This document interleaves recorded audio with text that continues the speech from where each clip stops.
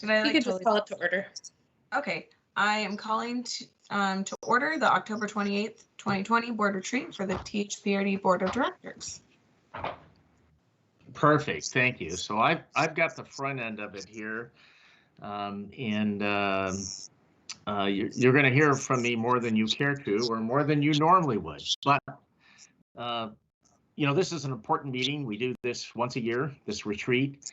The front end stage of the communication I'm going to provide here shortly is really kind of the lay of the land, longer than normal, but of course we've been through an interesting environment. Can you hear me okay? Yes. Okay, yes. Perfect. So 2020 has brought certainly some interesting challenges. From the pandemic to the national conversation and protests around systemic racism, to the environmental impacts from global warming, and for us in the Pacific Northwest and of course West Coast, devastating fires as well. At THPRD, in our 65-year history, we've not experienced challenge like this, and certainly not back to back. From the closure of facilities and park amenities, to ensuring compliance with ever-changing state health and safety guidelines, through our first ever massive layoffs to several months later experiencing the challenges of rapid rehiring as we move towards quickly reopening what we could. It's been quite a year. At this time, we've addressed head-on our pension challenges, making bold moves to ensure the stability of our pension fund in the future.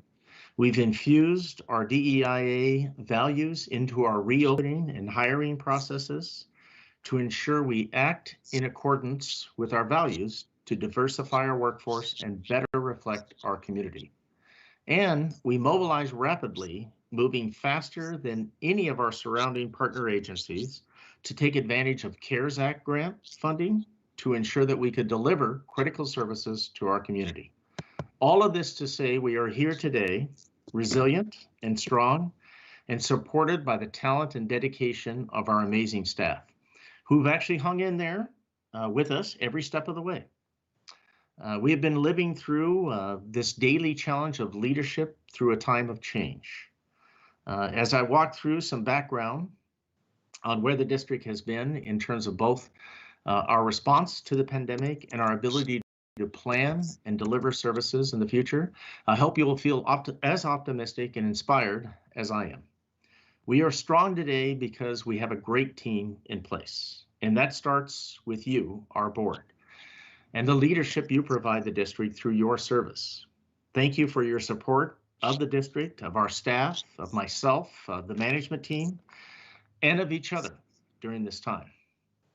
Now I'm going to walk through kind of the detail of the presentation that staff has pulled together for us, summarizing the experience, certainly the overview of the experience this year and how the response has gone.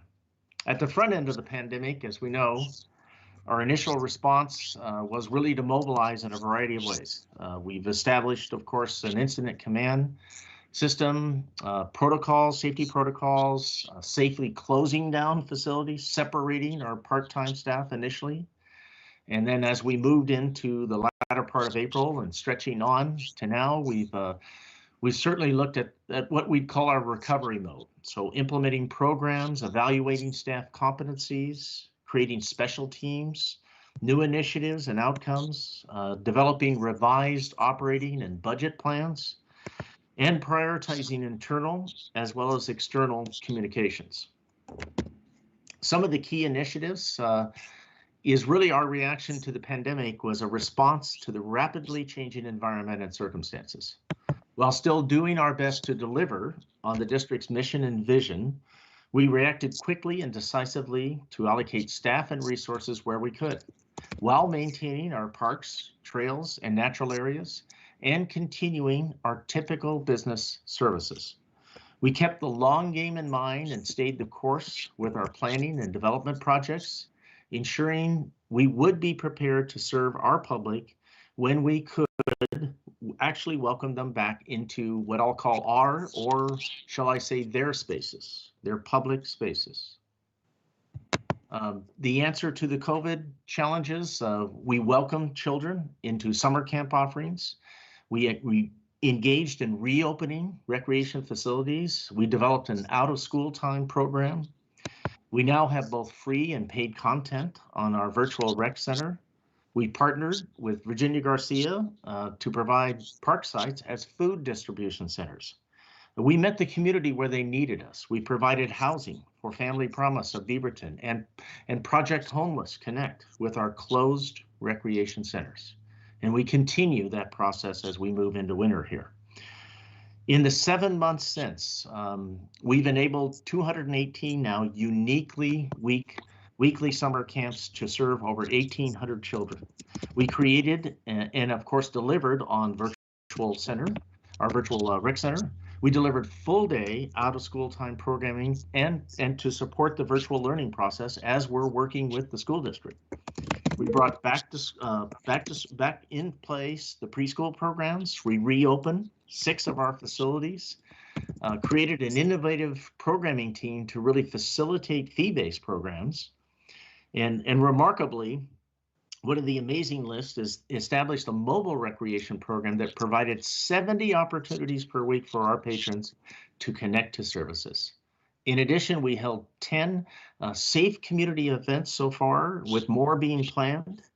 And I think it's fair to say many of you experienced in various forms our Halloween drive-through event this past Saturday. And you know, the message again was what a turnout, and the public desires safe outings. So we delivered from that perspective as well.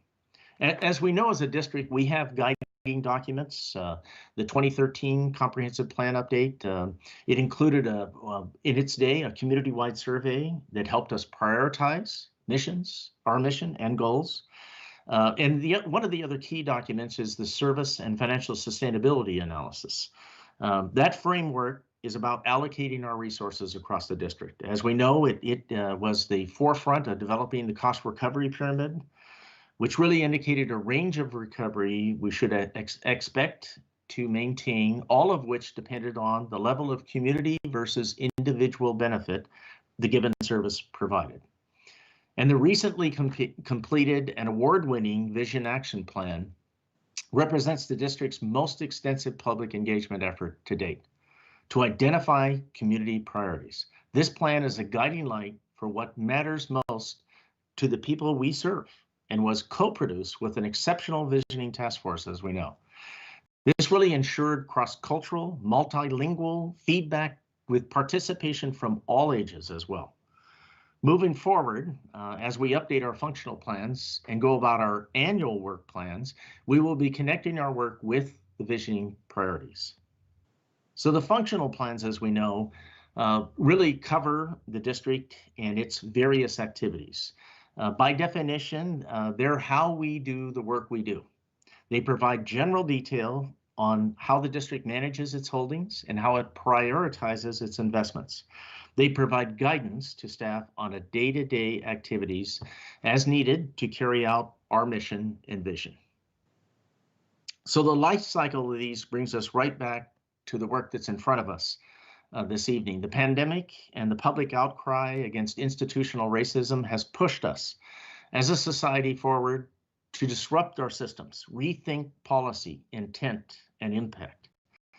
This, in combination with the board's work at last year's retreat to identify the core values that should influence our decision-making as a public agency, have been important driving forces that have helped really shape our response during this very difficult year. As changes come either from what's going on externally or our internal forces, new policies and guidelines are needed, and in some cases, those needs change almost immediately after they've been created. We've certainly experienced that this year as state guidelines have been created one day and then revised very quickly. It's required our staff to really be nimble. They've done a tremendous job in pivoting and adapting our practices and policies to keep up. Examples are the health and safety and flexible work arrangements. Our policies must be re-examined through new lenses and include more voices. More importantly, the policy must be tied clearly clearly communicated the vision for our future that will guide actions by staff at all levels of the organization. There's a lot we could say about this topic, but I do want to shine a spotlight on our DEIA efforts. I want to thank the board for your commitment to DEIA and for challenging us to grow in this area.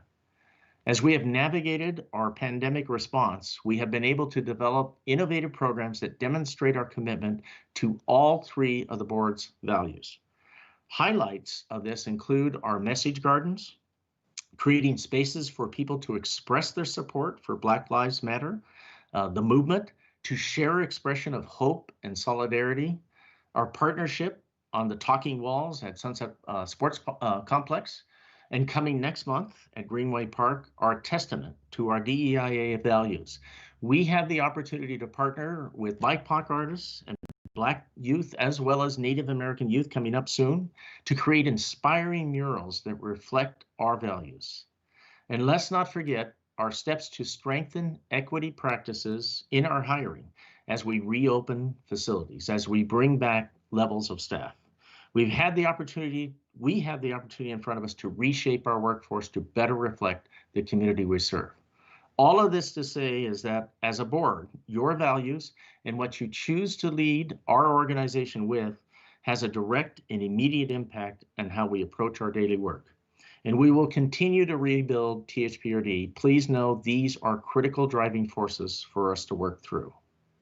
So the last major section here is just acknowledging the budget in front of us, the challenges we have. So as we have discussed previously with the board, the impact of the COVID shutdown, as well as the financial position of the district, combined with the needs of the pension, really have led us to a challenging budget situation.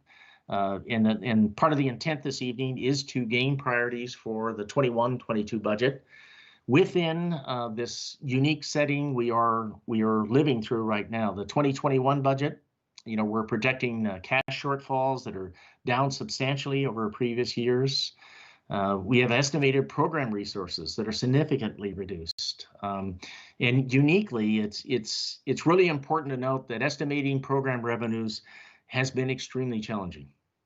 We made what we thought were very conservative estimates about program participation in our revised budget process, but we are finding that our programs and classes are not filling. This is consistent, of course, of what we're hearing from other recreational providers, what they're reporting in. While our public misses their recreational activities, many people, it's readily apparent, they just simply don't have a high comfort level of returning. And so our participation levels are down. This complicates our reopening abilities, our revenue forecasts, as participation levels continue to fall, not even meeting the restricted capacity that's in front of us. This challenge obviously has forced us to keep fluid, keep revising our operating plan. This will certainly be with us into next fiscal as we move through this process. So the aspects of being nimble and being open to revising how we're going to approach this is critical. Looking at the bottom line and projections, we do expect some significant shortfalls in the next 3 years. This results in the end of greatly reduced capital spending. Given the current estimates, we're talking about in the $200,000 range for capital spending over the next 3 years for each year, which is dramatically down, and it's more than likely simply not going to be enough for essential repairs. So all of this is really to say that we certainly have some work ahead of us as a team to rebalance, reprioritize our spending plan for the next few years. The good news is we have a lot of information to help guide our investment choices. Our recently completed visioning process, it'll be an important tool to help us prioritize our plans. It also means we'll have to make choices. We clearly won't be able to do all we want to do, but we will be able to fulfill our mission to provide services to our community. As Thomas has reminded us, certainly in the past, and he will, I'm sure, again this evening, is that anything is possible. We have the work we do together to guide what choices of what we will do. So some of those key highlights again on the budget are simply that we're going to need to put a significant amount of funds in for the budget. For the pension specifically, we're looking at $10 million a year for the next 5 years. and that's a significant amount, but it's to help regain after that time. We'll be able to make substantial, we'll still have to make substantial annual adjustments, but we'll begin to balance. As we look forward, we'll be bringing to the board, to you all, with Milliman's recommendations of the funding strategy of how to accomplish all of this as we move forward. Another key factor is that we're always monitoring is insurance costs. And we know with the advent of COVID and of course the wildfires, this has become another area of concern, both liability insurance wise and medical insurance costs. We're tracking those and we'll have to monitor carefully.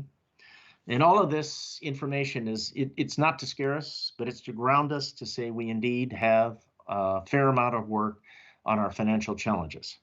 In practical terms, the pension funding itself, in combination with the effects of the pandemic, means for the next few years, we will face a reduction in our typical service levels. This is what we're living with today. But it doesn't leave us without options.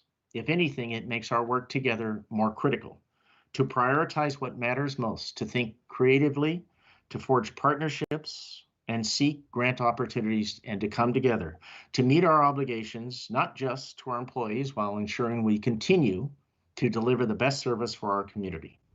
We'll get through this time by focusing our energies on the priorities from our community, our district mission, and the values the board has established as most important for the district.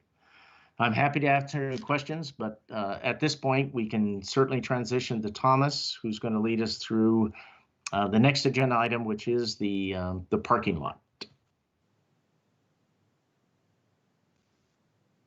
Do any of my colleagues have questions or comments for Doug or staff before we go to the parking lot? I do not. No. Just thank you for the update. No questions, thank you. Okay, thank you.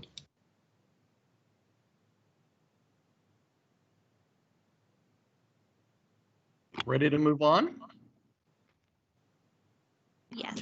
So you developed an amazing system last year to capture all of the good ideas and opportunities and suggestions that came your way as a board and as a staff in one centralized way and in one centralized place.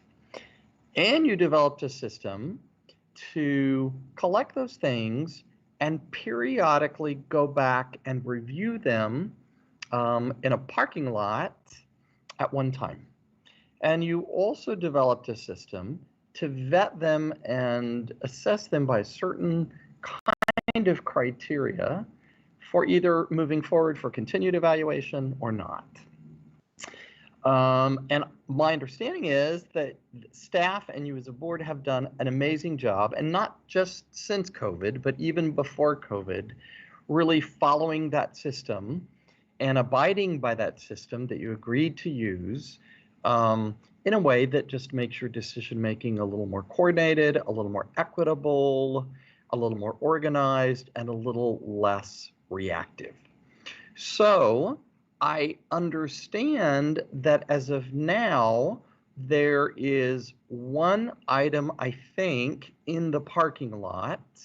And so this is a time for you to discuss that item, to look at it in terms of the criteria that you agreed to use when you vetted and assessed parking lot ideas, and make a decision about whether you table it or proceed with it in some way or another.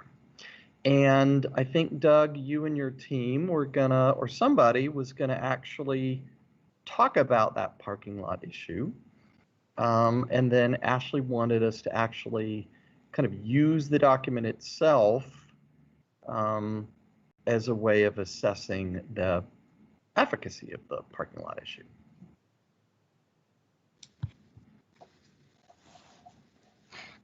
Yeah, we can do this in a variety of ways. I think Ashley and I were exchanging texts in that one of the normal steps would be for the board to discuss the subject matter in general, and make that determination of do you want to move forward and have staff kind of do a thorough review.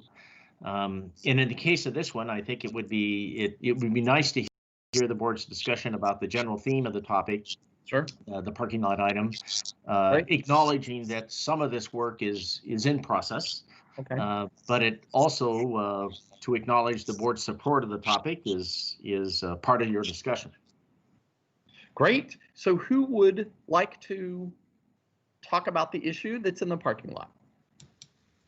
Well, I can start. I put this one in the parking lot.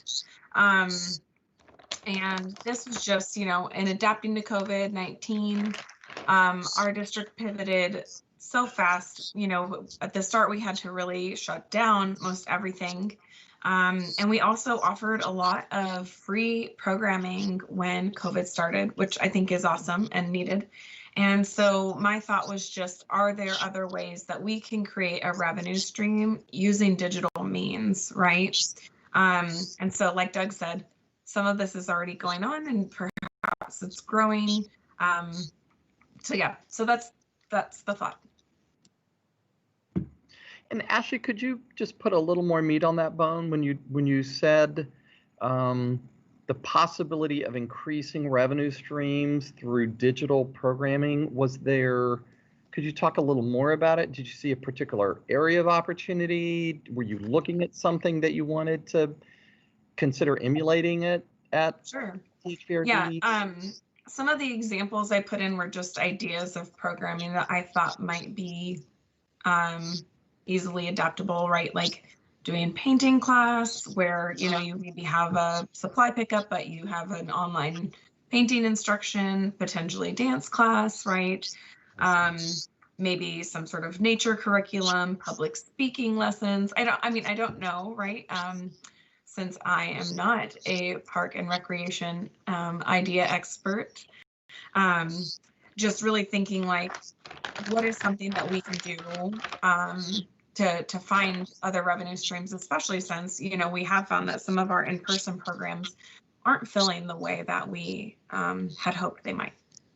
Okay. So go ahead. So this is just the board discussion of the concept. So I know we're doing or starting a little bit of it, and as Doug said, it's kind of in the works. So I guess, can Aisha or Doug kind of tell us what's already, I guess, planned so that we can see how this parking lot differs from whatever is going on right now? You bet. That's perfect. I think Aisha is there and she can speak into this. Yes, hello. Hi, everyone. So we have been doing some virtual programming. We've been looking at different strategies to get content onto our website that can generate revenue. It's definitely an area I'm particularly interested in. And we've looked at what we think we're best positioned to provide ourselves. And the areas that we've found have the greatest promise for us, that we think we're uniquely qualified to provide our staff in an environment where they can deliver a program to people through a computer, are with our youth dance program, our nature education opportunities, active aging, science-based programming, and preschool enrichment. So those are the ones that we think are going to be most fruitful in delivering out to the community. So we're focusing our efforts on that in the short term. What other questions or comments do board members have about this concept? This is Heidi. At first glance, I think we're doing this to some extent. And I also feel as though I think our community wants to see how we can do things in person.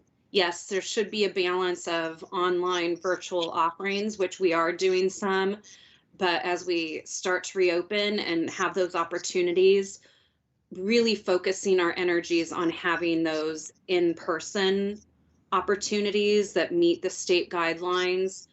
I mean, that's what I'm hearing that people want at this point in time. Not everybody, but I think I'd rather see that that's where we're focusing the energies, as, you know, continue with what we're thinking about, maybe lucrative from, you know, what Aisha was just saying, those focus areas with the virtual content, but then looking at other opportunities to do in person, get people to the centers that are currently open or events that we can potentially host, and looking at that. I would much rather, I think that is a better use of our time. So I'm going to say I'm still confused about what the difference between what Aisha's working on is. And I guess that's the guidance that I need, is what's the difference between what Aisha's group is working on versus this parking lot, because it sounds like it's already kind of moving towards there. I will say I echo what Heidi said, but also I don't want to take, that's kind of a separate discussion, I feel like, outside of this specific parking lot market position. I think we're okay.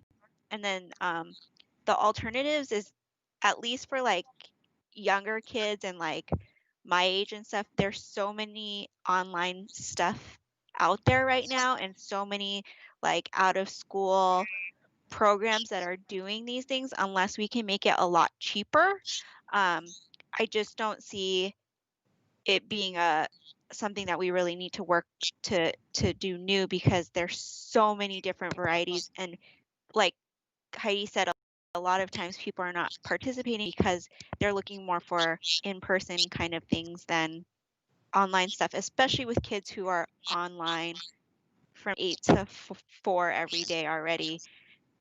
Like when we do, if I ask Zoe if she wants to do dance class, or like Ari, we had him do wushu online and he almost cried because it was like another thing he did not want to look online for. So we only do like his wushu class in person at the park, and then they have like an online class on weekends, and we just skip it altogether, even though we're paying for it. Heidi, you had a comment? Well, and I mean, that was part of my point too, is like the world is tapped out of online opportunities right now, even whether it's kids, and I'm working with teenage kids in my work and daily life, they are Zoom and virtualed out. Adults even as well. I think we still need to look at virtual opportunities and move forward with some of what Aisha was speaking of, but I also want to draw attention to what's in the parking lot was submitted at the end of May. We've come a long way between the end of May and where we are now with our virtual offerings. So, you know, I would say, yeah, let's move what is sort of in the works with Aisha's thoughts forward, if that's appropriate, but really to look at how we can do more in-person activity, because people are tapped out of the virtual life right now. Many people are.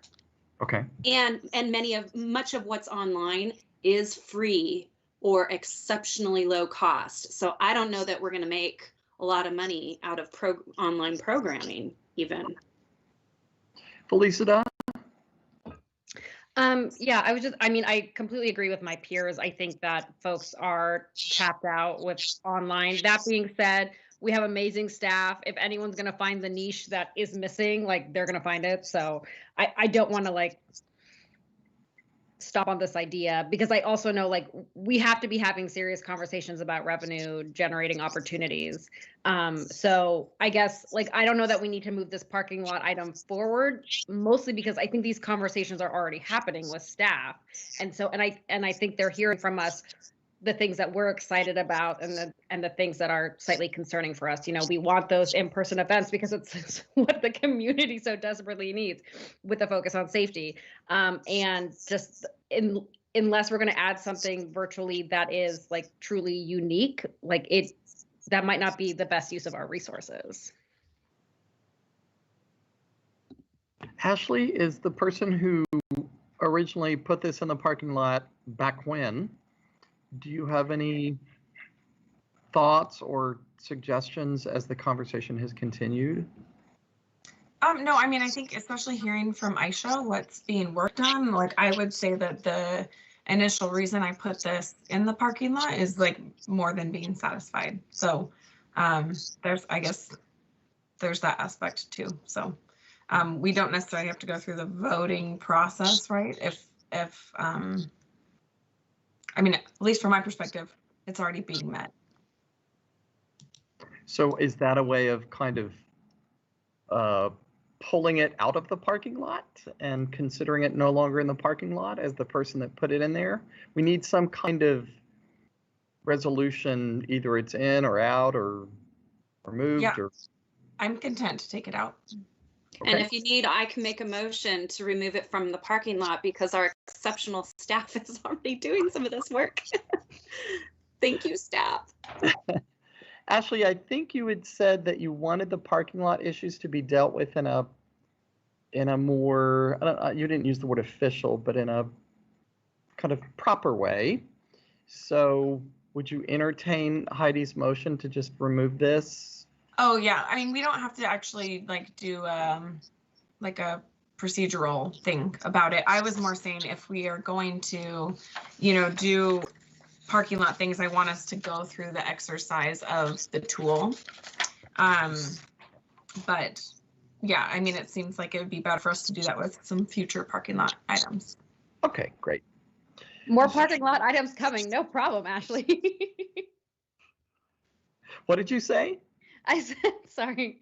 I was saying more parking lot items. No problem, Ashley. Like we will deliver more opportunities to discuss. So potentially, I know everyone's overwhelmed right now, so I acknowledge that. But thank you, Thomas, for helping us create this tool that we've utilized that has ensured a really democratic process and also empowered Doug to say, we're going to put that in the parking lot. Thank you for your enthusiasm.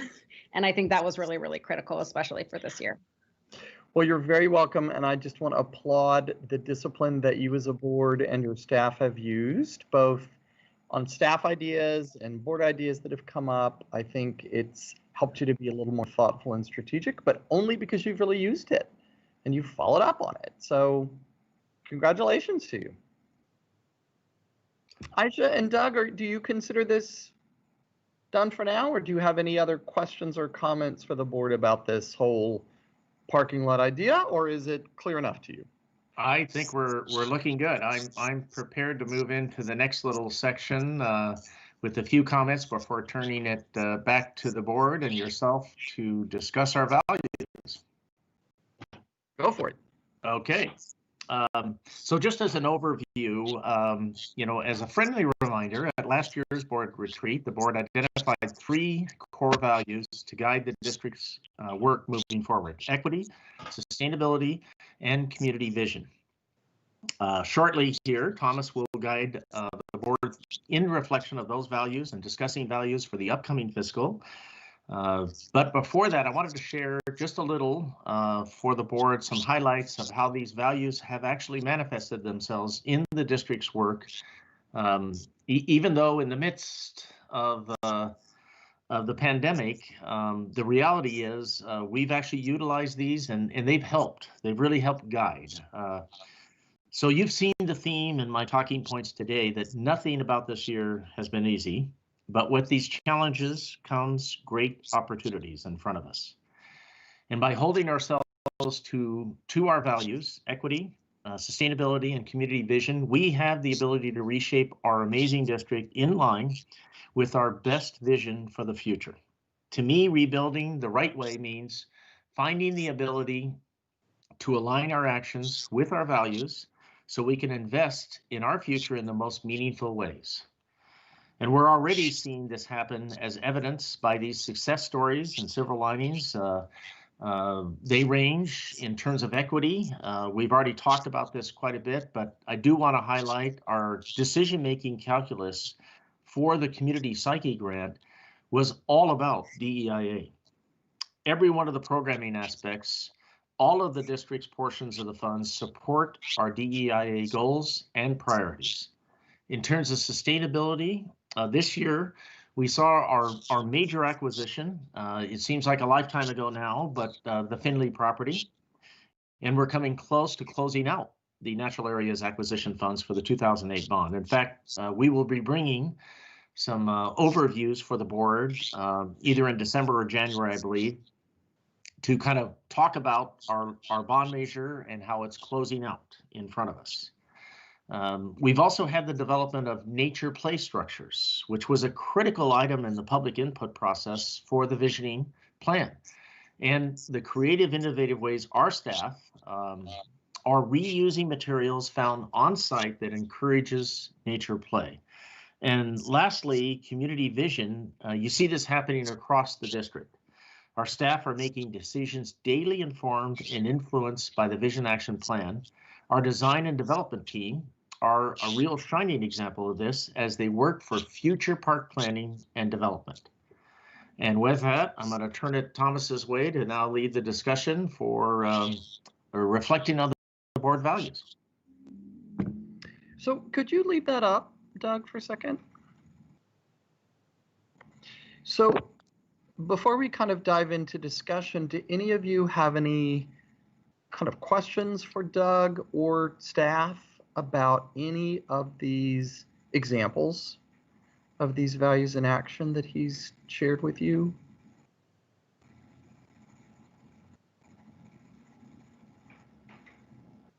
No questions. Heidi, you had a... Yeah, I think it relates to the equity piece and our hiring, rehiring of folks and keeping folks that represent our community or who are bilingual, et cetera, et cetera. So I want to, and it looks like now I'm just seeing post layoff and furlough. Just really drawing our attention to that and making sure that that is one of the highest priorities within our equity piece there. They're all very important, but definitely making sure that we're hiring, rehiring those who represent the diversity of our community. Yeah, if I could, maybe I could ask Christine to speak into that some. We have done a good amount of work, and it is a key focus area. So maybe Christine, you could mention 2 or 3 of the bullets that you were prepared to talk about. Yeah, and this is actually one of the areas that we are really energized and excited. Whenever there's a crisis, what's the phrase, never waste a good crisis. It's also a window of opportunity to take a fresh look at what we've always done. And that's what we as a full district are really committed to doing. And so what we've done are from small things, like look at how we're marketing our positions and really deepening our sense of connection to local communities, especially through social media, shockingly, to larger things of looking for structural bias in our systems. And that comes from things like how we design our selection processes and whether that is unintentionally creating barriers or how we identify what is the best qualified candidate and then build toward that process. So we have a whole coalition of staff who are engaged in this. For part-time and seasonal, we have a staffing team. And then for regular status employees, we have begun the process of establishing a search advocate program as well. So I'm really excited and could talk more about this. And I believe we are coming to the board in January. Great, kudos. I appreciate that. I think we all think it's critical. So thank you. Thank you.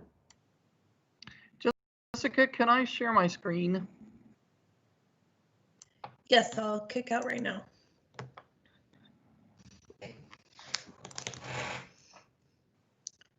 Has my screen disappeared?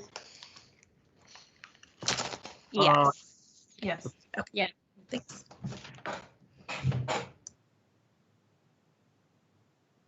We just see Thomas.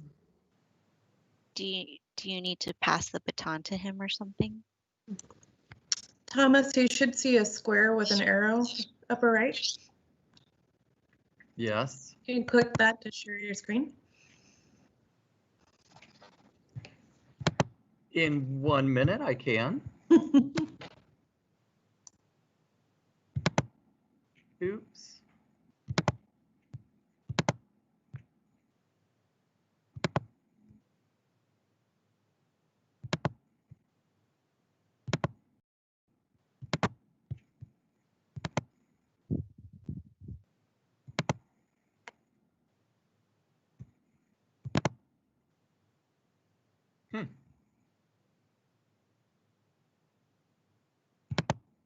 It's not really, hang on a sec. Hang tight, board members. It's not really letting me. Jessica? What's it doing when you're trying? It's just not letting me. I don't know how to describe it other than it's not letting me. It is, it's showing everything I have open but the document that I have It's open. not, we just see everyone and you, Thomas. It's not showing your computer screen at all. Yeah, no, I know. It's not doing any of that, Jessica. It's just not showing the document that I'm trying to pull up. I mean, usually I pull up my desktop and whatever's open, it shows on the screen, and this one isn't open. I don't think I have a block on people being able to share their screen. Is it something you'd like to, well, Email? if you'd like to email it to me, I can try to share it. You can also browse. I don't know if you've tried browsing to the document on your computer. If you click browse and browse through your files.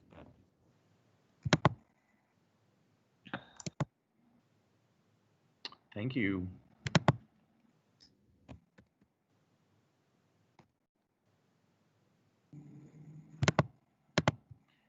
Okay. Hold on, I think I may have fixed it. Try again.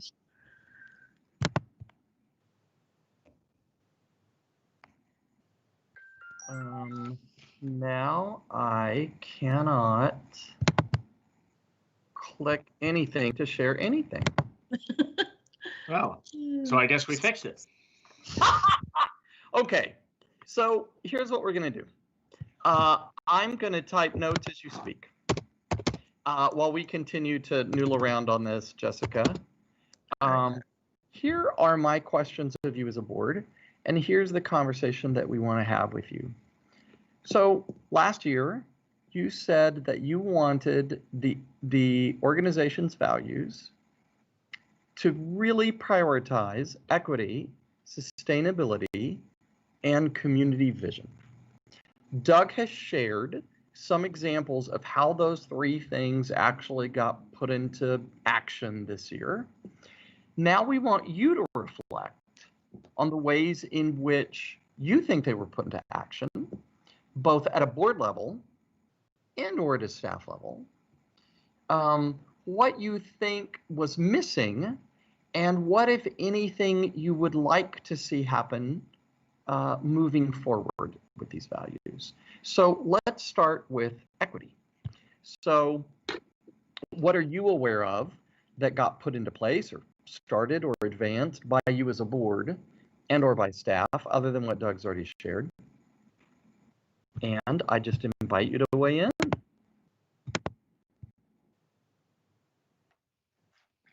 Ashley. Yeah, I think it was near the start of last year, but the board getting to hear the equity report, the evaluation from employee feedback and whatnot, and then we also got to participate in training where the board got training. I mean, there's things from that training that I still think about today that I try to practice. I don't know about y'all, but whenever I hear the phrase "you guys," I think of our training and how we really shouldn't use the phrase "you guys." And like, it's hard for me to not correct everyone that says it. So I think, though, that is showing also the district's intentionality about equity, is that, like, no one was exempt from the training, right? Like, it was important for all of us to really learn so we could put it into practice. Wonderful. Others of you, ways that you as a board advanced equity, or things that you saw happen in the district that weren't already covered by Doug. Felisa. Yeah, I guess I'll just say that, I mean, I think we've had really, really robust discussion over the last year that includes the big topic of affordable housing, and we brought our values of equity to those conversations. So I'm really proud of us for that. And I'm just glad that we were able to have, complicated conversations, because that's what the job is. So that would be another example of how you kind of took this equity lens and applied it to your work as a board. Fantastic. Others of you, I'm sorry? I think so, yes. So others of you have examples of ways that you saw equity being advanced at a board level or at a staff level, that, in addition to what Doug has mentioned already. Heidi. Maybe, well, I think Doug already mentioned, I mean, the different events that we've hosted, obviously, and I really calling out Black Lives Matter movement and how we've sort of raised and elevated the voices of the BIPOC community. I think I won't say much more because I think Doug already mentioned it. Sorry. Okay. But you're just highlighting the importance of that. Right. Well, and also the diversity of those that we've been trying to elevate the voices of through our walks, through the talking walls, through the different events. Yeah. Great. Others of you. I was going to highlight our preschool program at, was it Chehalis? I don't know why I'm blanking on the name. I think it's Chehalis. And making that combination of helping those not as fortunate and kind of balancing it with those that are fortunate to allow childcare for a plethora of income is a good example of what we've done. Great. Great. Anyone else? Felicity, you had a comment? Well, more highlights and kudos, the work that we did with Project Homeless Connect, and the fact that staff were just so amazing and thoughtful and flexible to ensure that work happened. And also I'm thinking too about, I hope I don't mess this up, but the Centro de Bienvenida work that we do, I'm pretty sure Holly and her team brought in additional languages. And I know that with the visioning team, they did so much work with communities of color and BIPOC community-led organizations. It was just, there's been so much intentionality and thoughtfulness and building of relationships and authentic engagement, and it's just really darn exciting. Awesome. Great. Anything else that you want to hold up and make sure we take note of and reflect on? So Doug, I have a question for you.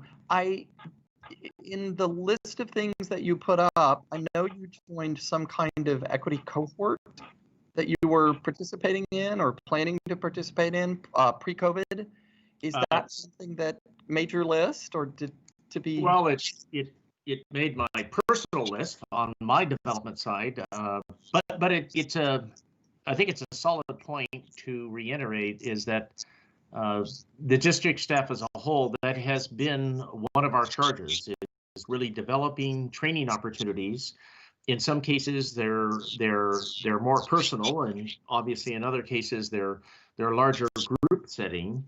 But all of them, I think, are we've got our hands into a variety of opportunities, and I think they are making a difference. And maybe I'll have Christine speak into the following, and that is some of the more recent training we have done with regard to hiring practices that are very targeted at supervisors who are, in the end, they are the ones in the room making those decisions and choices.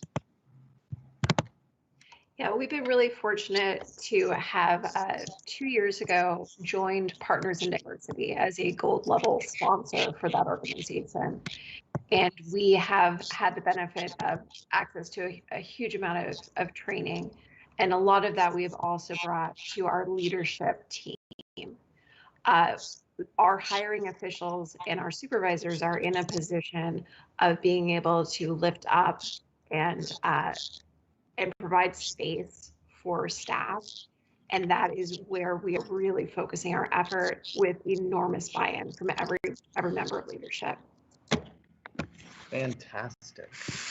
And I think, sorry, one other small thing is something we've really focused on, especially the last year and a half, is expanding our definition of who is the supervisor to also be inclusive of the folks who are supervising our part-time and seasonal staff, which is also one of the areas that came out of our equity study with Lillian. Can you see my screen now? Yes. Yes. Ah, Jessica fixed it. Jessica, thanks. Okay, so here is the question.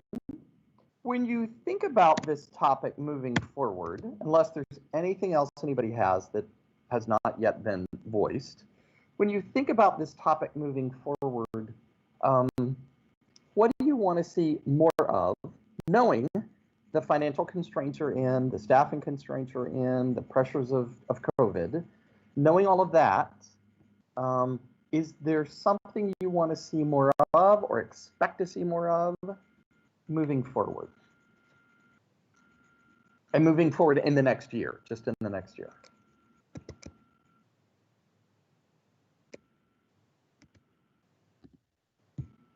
You have to call on us, Thomas. You know what? I'm trying to type while I'm trying to call on you.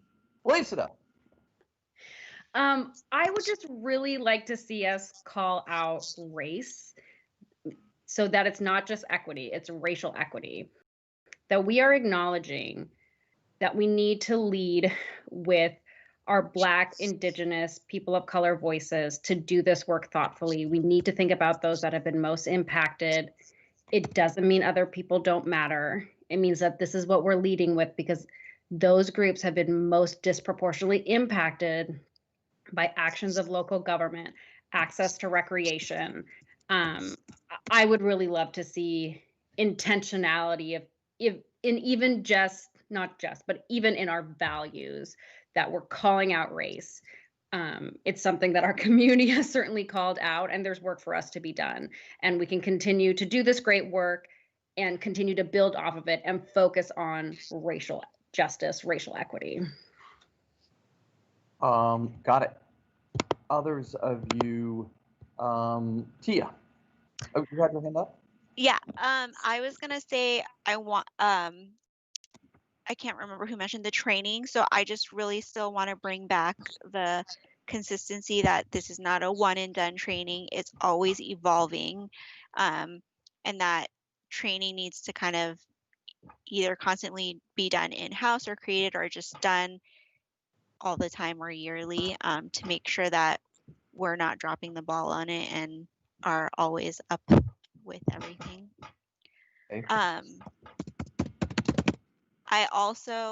I don't know if this is part community vision or if it goes in equity, but in terms of as we move more forward with different kinds of programming, especially community-based programming that allows the community to come together, I would love to more showcase or create events that are that showcase our underrepresented communities and cultures to better educate the community on who lives here, what they believe in, what they love, what they celebrate. And so, lots of times when you think of community events, they're very, very white, community centered, Christmas tree lighting, those kinds of things. And I would love that as we start to create programming and events, we think more of like, is there a Muslim holiday we can, showcase and celebrate? Is there Mexican? So all those things that we start to incorporate, we just start to develop ideas of what what community member who we don't showcase we can bring to light and celebrate as a community together. Fantastic. Got it. Others of you, Heidi. Piggybacking on Felicita and Tia both, and I know we've said this in the past, is that our staff is not necessarily needing to create these events and opportunities, but are there other organizations who represent, let's say, as Tia mentioned as an example, the Muslim community that we can host? And I'm saying this because the question you asked, Thomas, what else would you like staff to do? And I'm like, oh my gosh, they're already doing so much that I hate to stack on top and additional things, but are there opportunities for events that are already being planned within these communities by different agencies and organizations that we can just be a host to and be a conduit to, share out? So just adding that to making sure we don't overburden staff. Okay.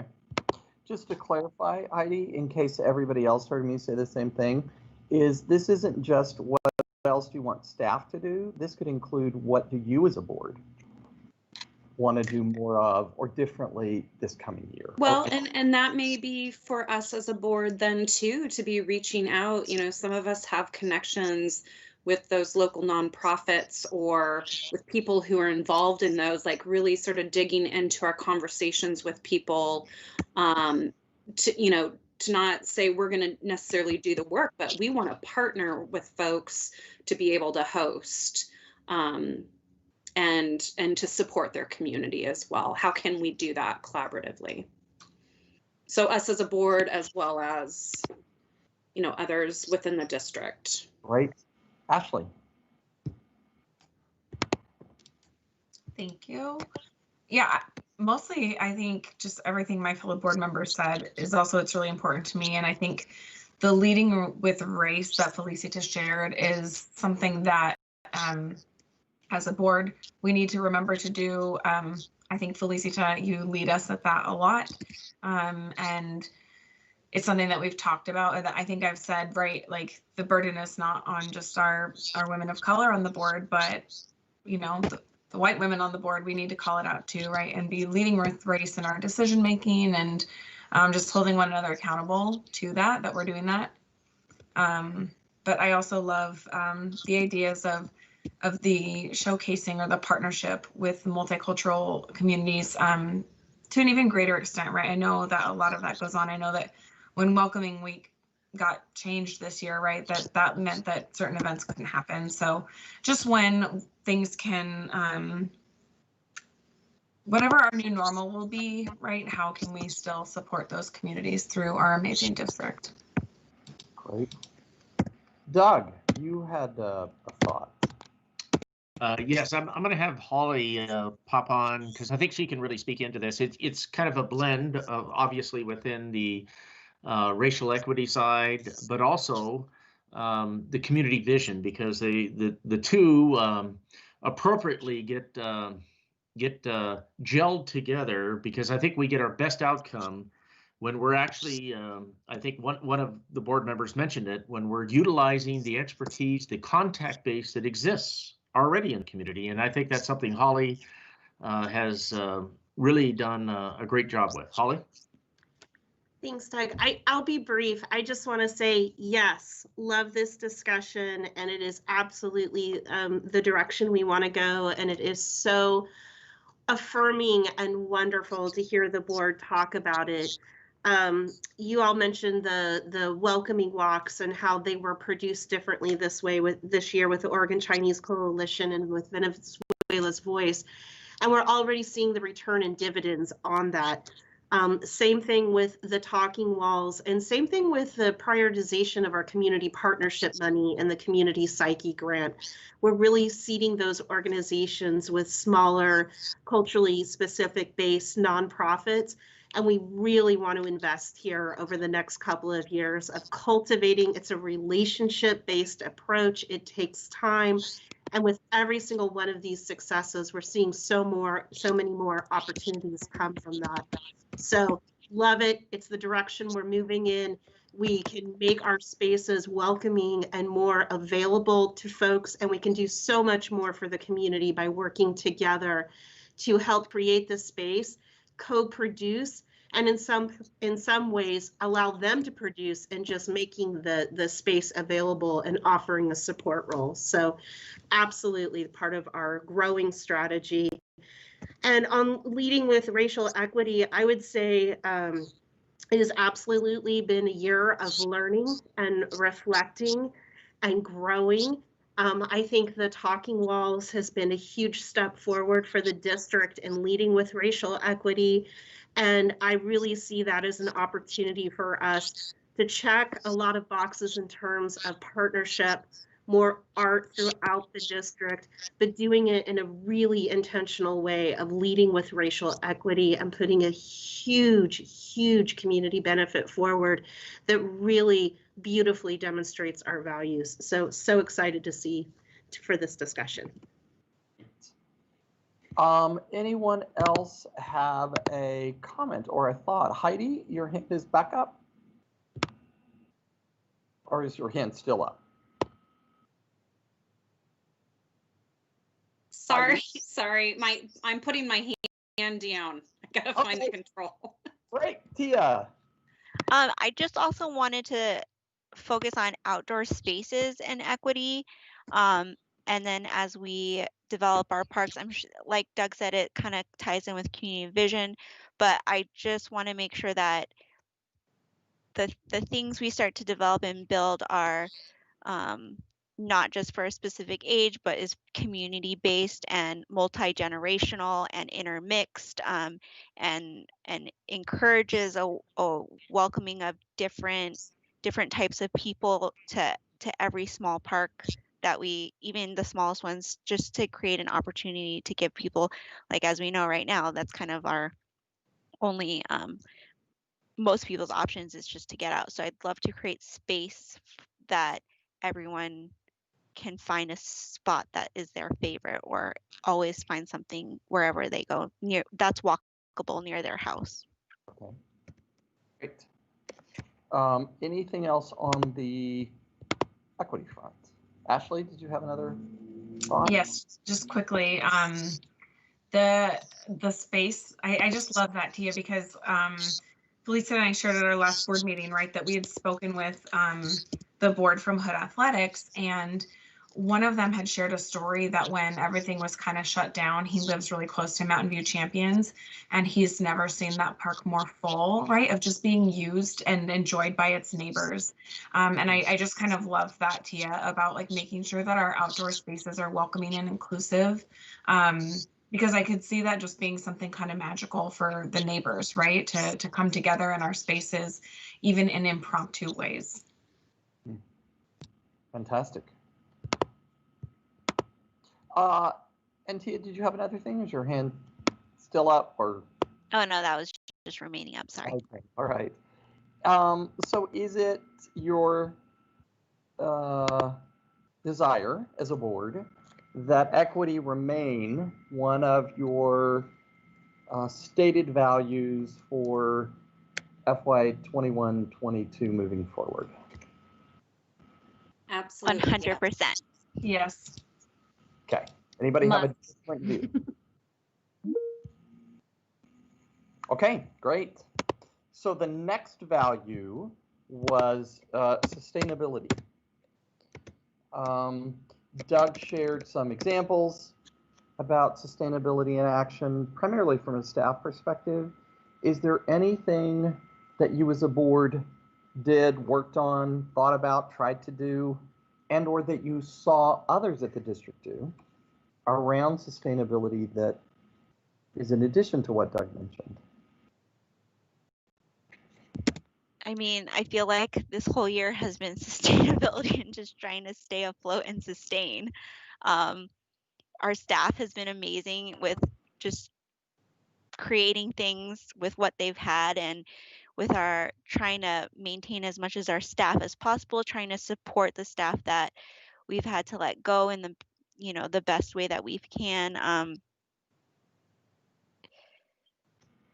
I mean, I'm just at all, like, I feel like that's just kind of the theme of this year, and maybe that's not towards the definition that it was meant to be, but I feel like what we've been doing is just sustaining and trying to keep moving forward as a board and as a group and as a district and as a community.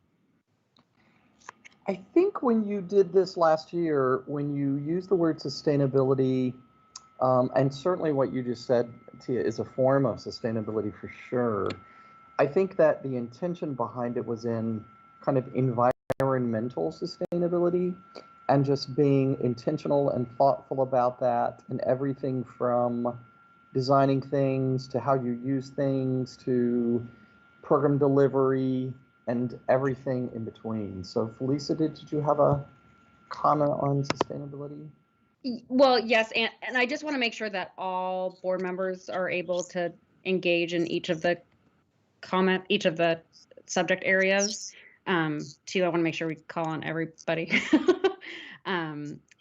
With regards to sustainability, yeah, I agree. I think the intention last year was definitely the environmental focus, which is where my brain's going right now. Not to say that what Tia said doesn't matter, because it really, really does. But when I think about like the long-term impacts of our work, like that's what I really think about, that natural resource maintenance and celebration and access to. And I think it's important that we call that out as a continued North Star for our work. So we're thinking now about things that have been done by the board and our the last year in terms. The Finley property is amazing, and we are like, that was just so exciting. That was years of hard work. That was this board and the previous board and probably the board before that. I mean, it's just like, it's a legacy project. And so it's really exciting to think what the impact's going to be of that is. So yes, Finley. Okay. Others of you. Wendy. Yeah, I would love to see a little more recognition of what we have done. And I think it's been done a lot by staff, just very quietly in the field, in the natural areas, where we have called out nature play, which is really critical. I absolutely agree, that's just totally critical. But we also have to have something for them to play in. And to Felicita's point, it's almost impossible to not think of things long-term when it has to do with natural area protection and preservation. And I think that THPRD is considered a local leader in that.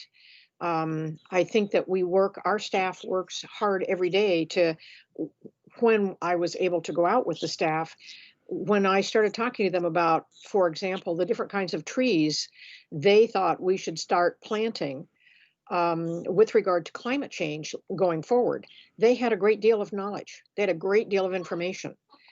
I'm not sure that we give them credit for that. I'm not sure that we have put that into our our functional plans. For example, going forward, I think that we have a staff that is very knowledgeable. And I'm trying very hard to stay within your parameter here. I find trouble with parameters like this. I'm trying to stay in your parameter of what we did last year without slopping over into going forward. But to me, sustainability has to be both environmental and it also has to be financial. So I'm not sure that we gave credit enough with regard to sustainability in those two areas. And I would definitely like to see us get a little more, give ourselves and certainly our staff a little more credit for the work they've done on sustainability, for example, in the natural areas. And I'll have more to say, I think, in terms of what I'd like to see going forward. So thank you. All right. Heidi.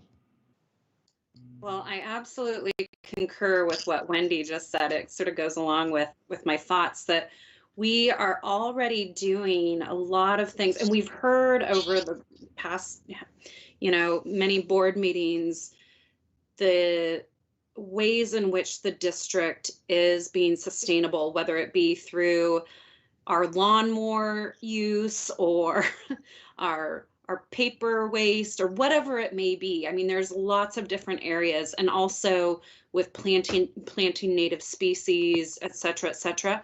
I think it'd be fabulous for us to call out what is the district doing to maintain sustainability in these different areas. And it might just be little social media blurbs here and there or on the website, but little social media blurbs about, did you know that THPRD uses or does this? And then encourage and educate folks as to what they can do to do something similar. You know, think about your home. You know, do you have a lawnmower? Well, think about that. You know, a means by which to educate the community, not only about what we do as a district, but what they can do and how they can take action as well. Because then having it, as you're putting in here, some desired behaviors that we would love for our entire community to pick up, as well as the organizations that surround us. Fantastic. Others of you who have a comment about what you did and what you want to see going forward. Doug.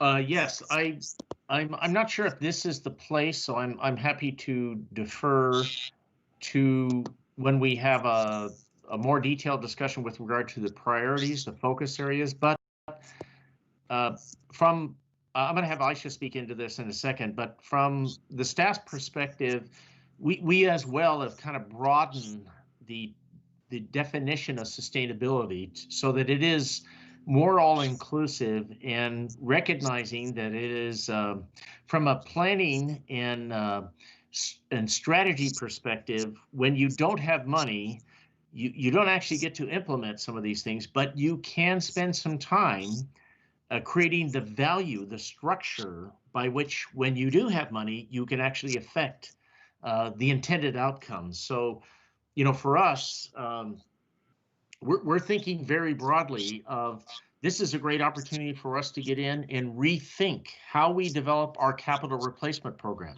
how we develop our capital structure, how do SDCs fit in, you know, planning functions that really will situate us well when we're ready to pull out and we have real monies to play with. But maybe Aisha, if you could speak into that a little bit. Yes, I'm happy to do so. This has been something that we have thought about for a few years now.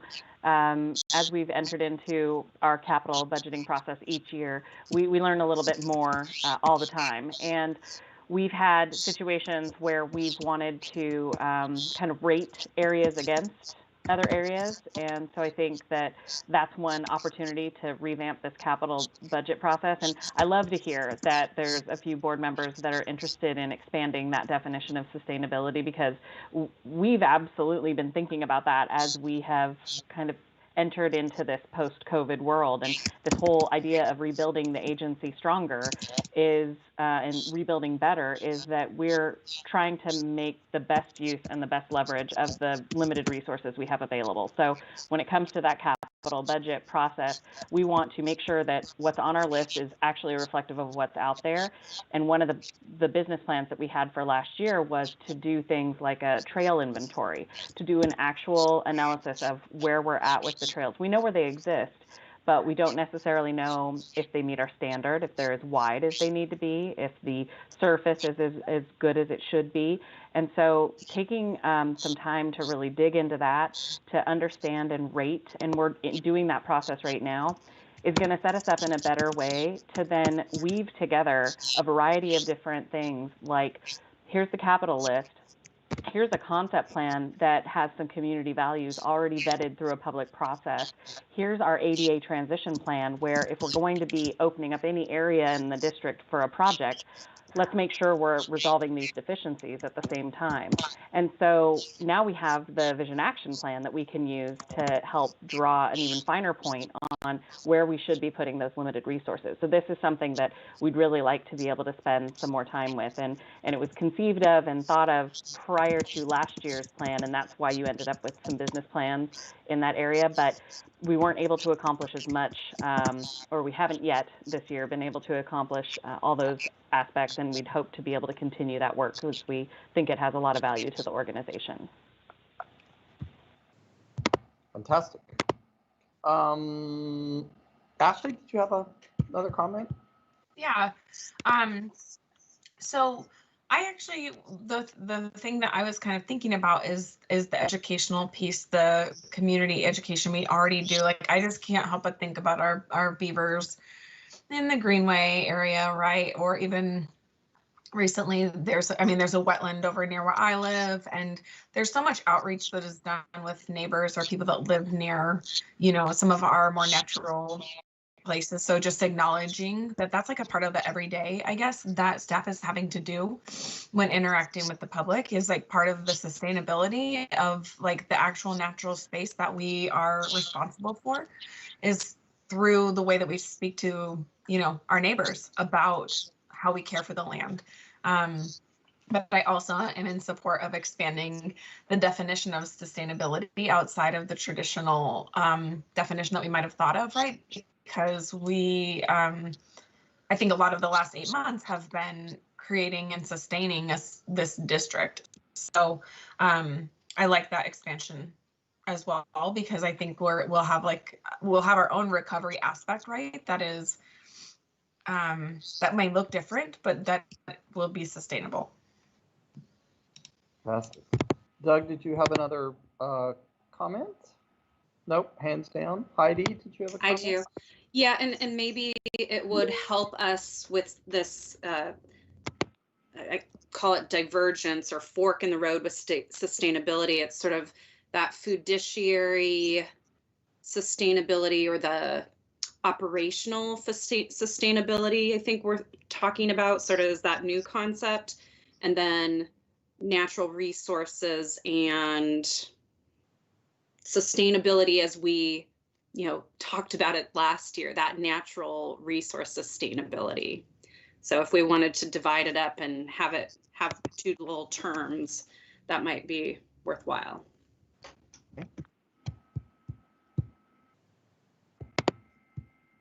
Others of you have comments or questions about this? I think this also includes things you'd like to see more of in the next year, not in the next 3 or 4 or 5, but in the next budget year. And I think, Wendy, you said that you may have some thoughts about that.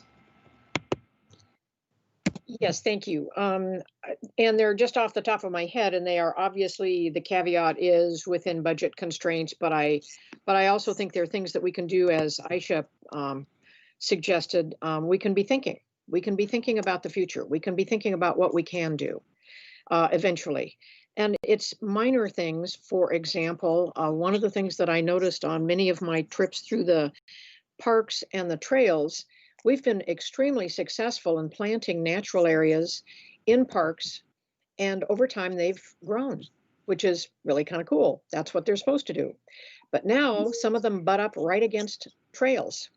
And so you've got natural areas butting up against trails, and they sometimes are scratchy and pokey, and people don't like them.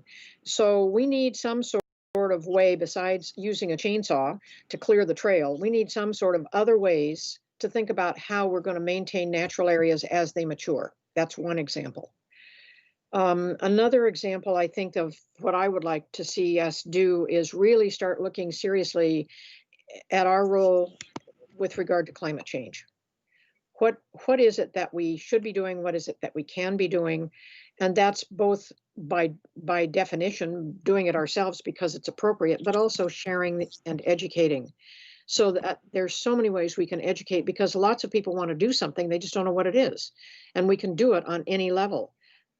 I think the third thing for me is that I mentioned nature play earlier, and I love the fact that we have kids out there splashing in streams, but we also have to have some streams that are protected so that the wildlife can get there too, and not have wonderful bouncy children all over them. So I would like to see some way to start figuring out a way to protect natural areas for their benefits to us environmentally, not just to run through. So I don't know how we say that, but those would be 3 of the areas that I would really like to see us work on. So thank you. All right, you're welcome. Anybody else as you think about this moving forward? Felicita? Definitely climate change. You know, one of the tricky things with MS Teams, unlike Zoom, like I can't like clap while Wendy's talking and saying, yes, I agree. So, and it's bigger than that. And Wendy's touched upon this. It's about building the next generation of young people who understand climate change and have seen a nuke before, so they know what they're talking about in terms of what we could potentially lose. And it ties to racial justice because this is it ties to racial equity because we should be talking about climate justice because we know who will be are already disproportionately impacted by climate change. And I think Wendy touched upon this too, is like, and I mean, especially as board members, utilizing the influence that we do have, and one of the most respected, parks districts in the state and the country, how do we, help shape the conversation and lead with our values, which include the understanding and reality of climate change and that we all have a role to play in it. That's really exciting to me, and I hope we can do more of that next year.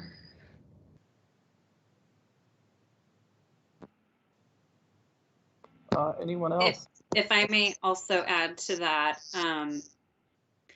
we have folks within the district who've worked for decades and have seen the transition of our natural spaces over the years. So I'd be curious to see, if there was some opportunity for us to speak about how climate change and how, how the district has changed over the years.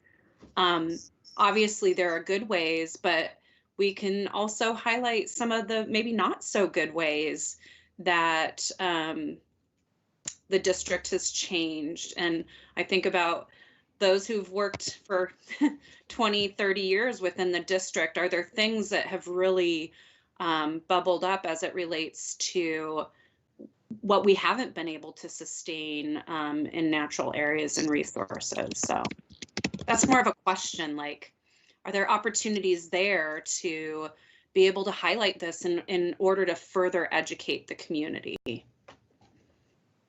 Just for my benefit, could you give us an example of just briefly what that would look like what you haven't been able to change or what hasn't changed and how I'm just thinking, are there native species that have been impacted negatively, or that we're trying to plant and do whatever? Like, are there things that are not present now?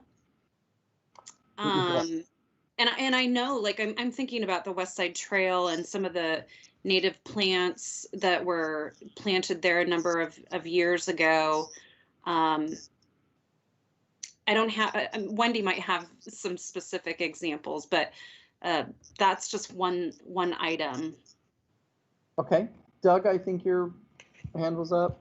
Well, I think I only beat Wendy, but my guess is one of the examples she would use, and I'll speak just long enough that she'll be able to think of the second example if this was the first one. But it's the Fano Creek, the Greenway Linear Park area, is the classic example of an area that used to have soccer fields, and we have slowly allowed nature to go back where it was.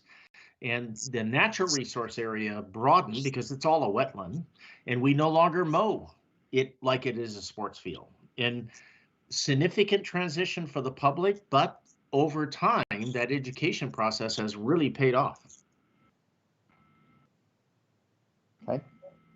Is that what you meant, Heidi, or did you mean sharing examples of things that have been lost, that you tried to sustain something and you didn't? You tried to keep something and you lost it anyway. And I that's think it could go. I think it could go either way. I think it's really. I think that one of the things that we could be doing more of is educating the community about how our community has changed, both in good and not so good ways. So I appreciate Doug bringing that perspective into it. Absolutely. great. And Wendy, you had another comment. I did, thank you. And Doug, yes, that was my first one, but I have a second. And I did want to say thank you to Felicita and to Heidi, especially for your comments.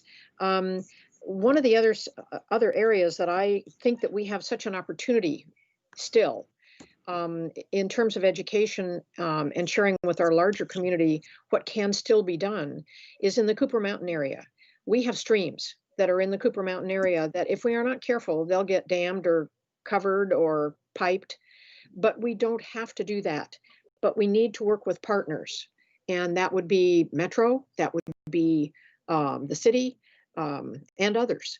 But we have an opportunity to show that when a stream is on your property, it's one thing, but when it goes off your property somewhere else, what do you do about that? How do we maintain the health of that stream for its length? For wildlife corridors, what have we done with wildlife corridors? What can we do? When I saw a coyote in the middle of one of the parks in the middle of the day,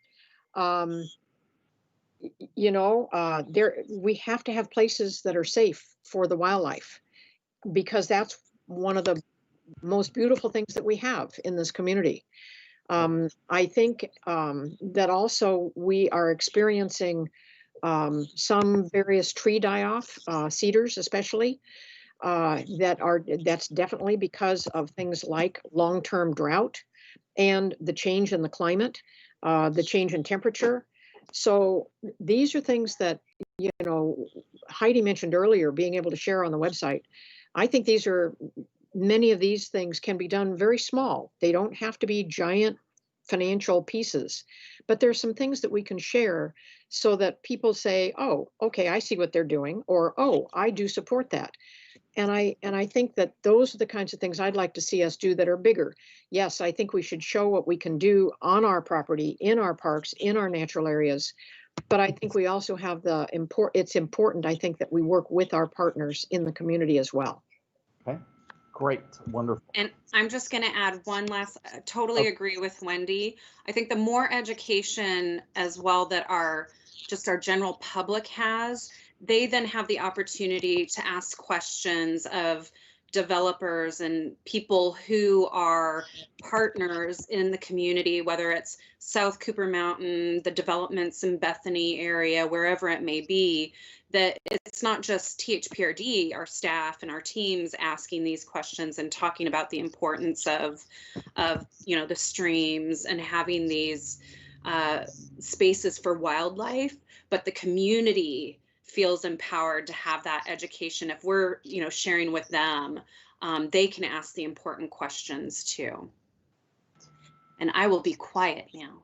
I don't need you to be quiet. I just want us to move on to the next section of values. You said that it was really, really a core part of your values this year to really honor and reflect on and tie back to community vision and be accountable to it and use it as a lens and really kind of actively stay true to that.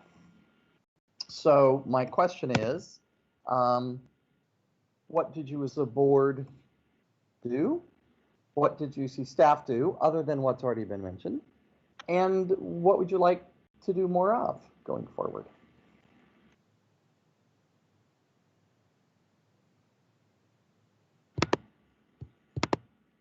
Ashley. Yeah, so with this one, we heard some highlights today in the presentation, but over the past year, really, we've heard amazing reports about the process, about the community vision process.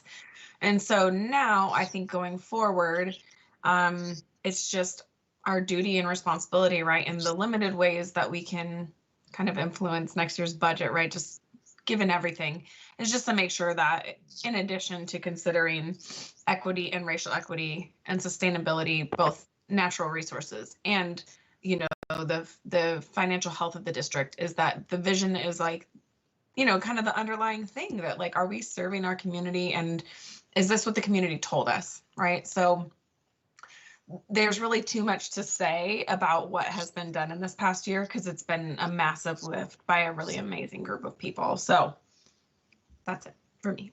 Right. Tia.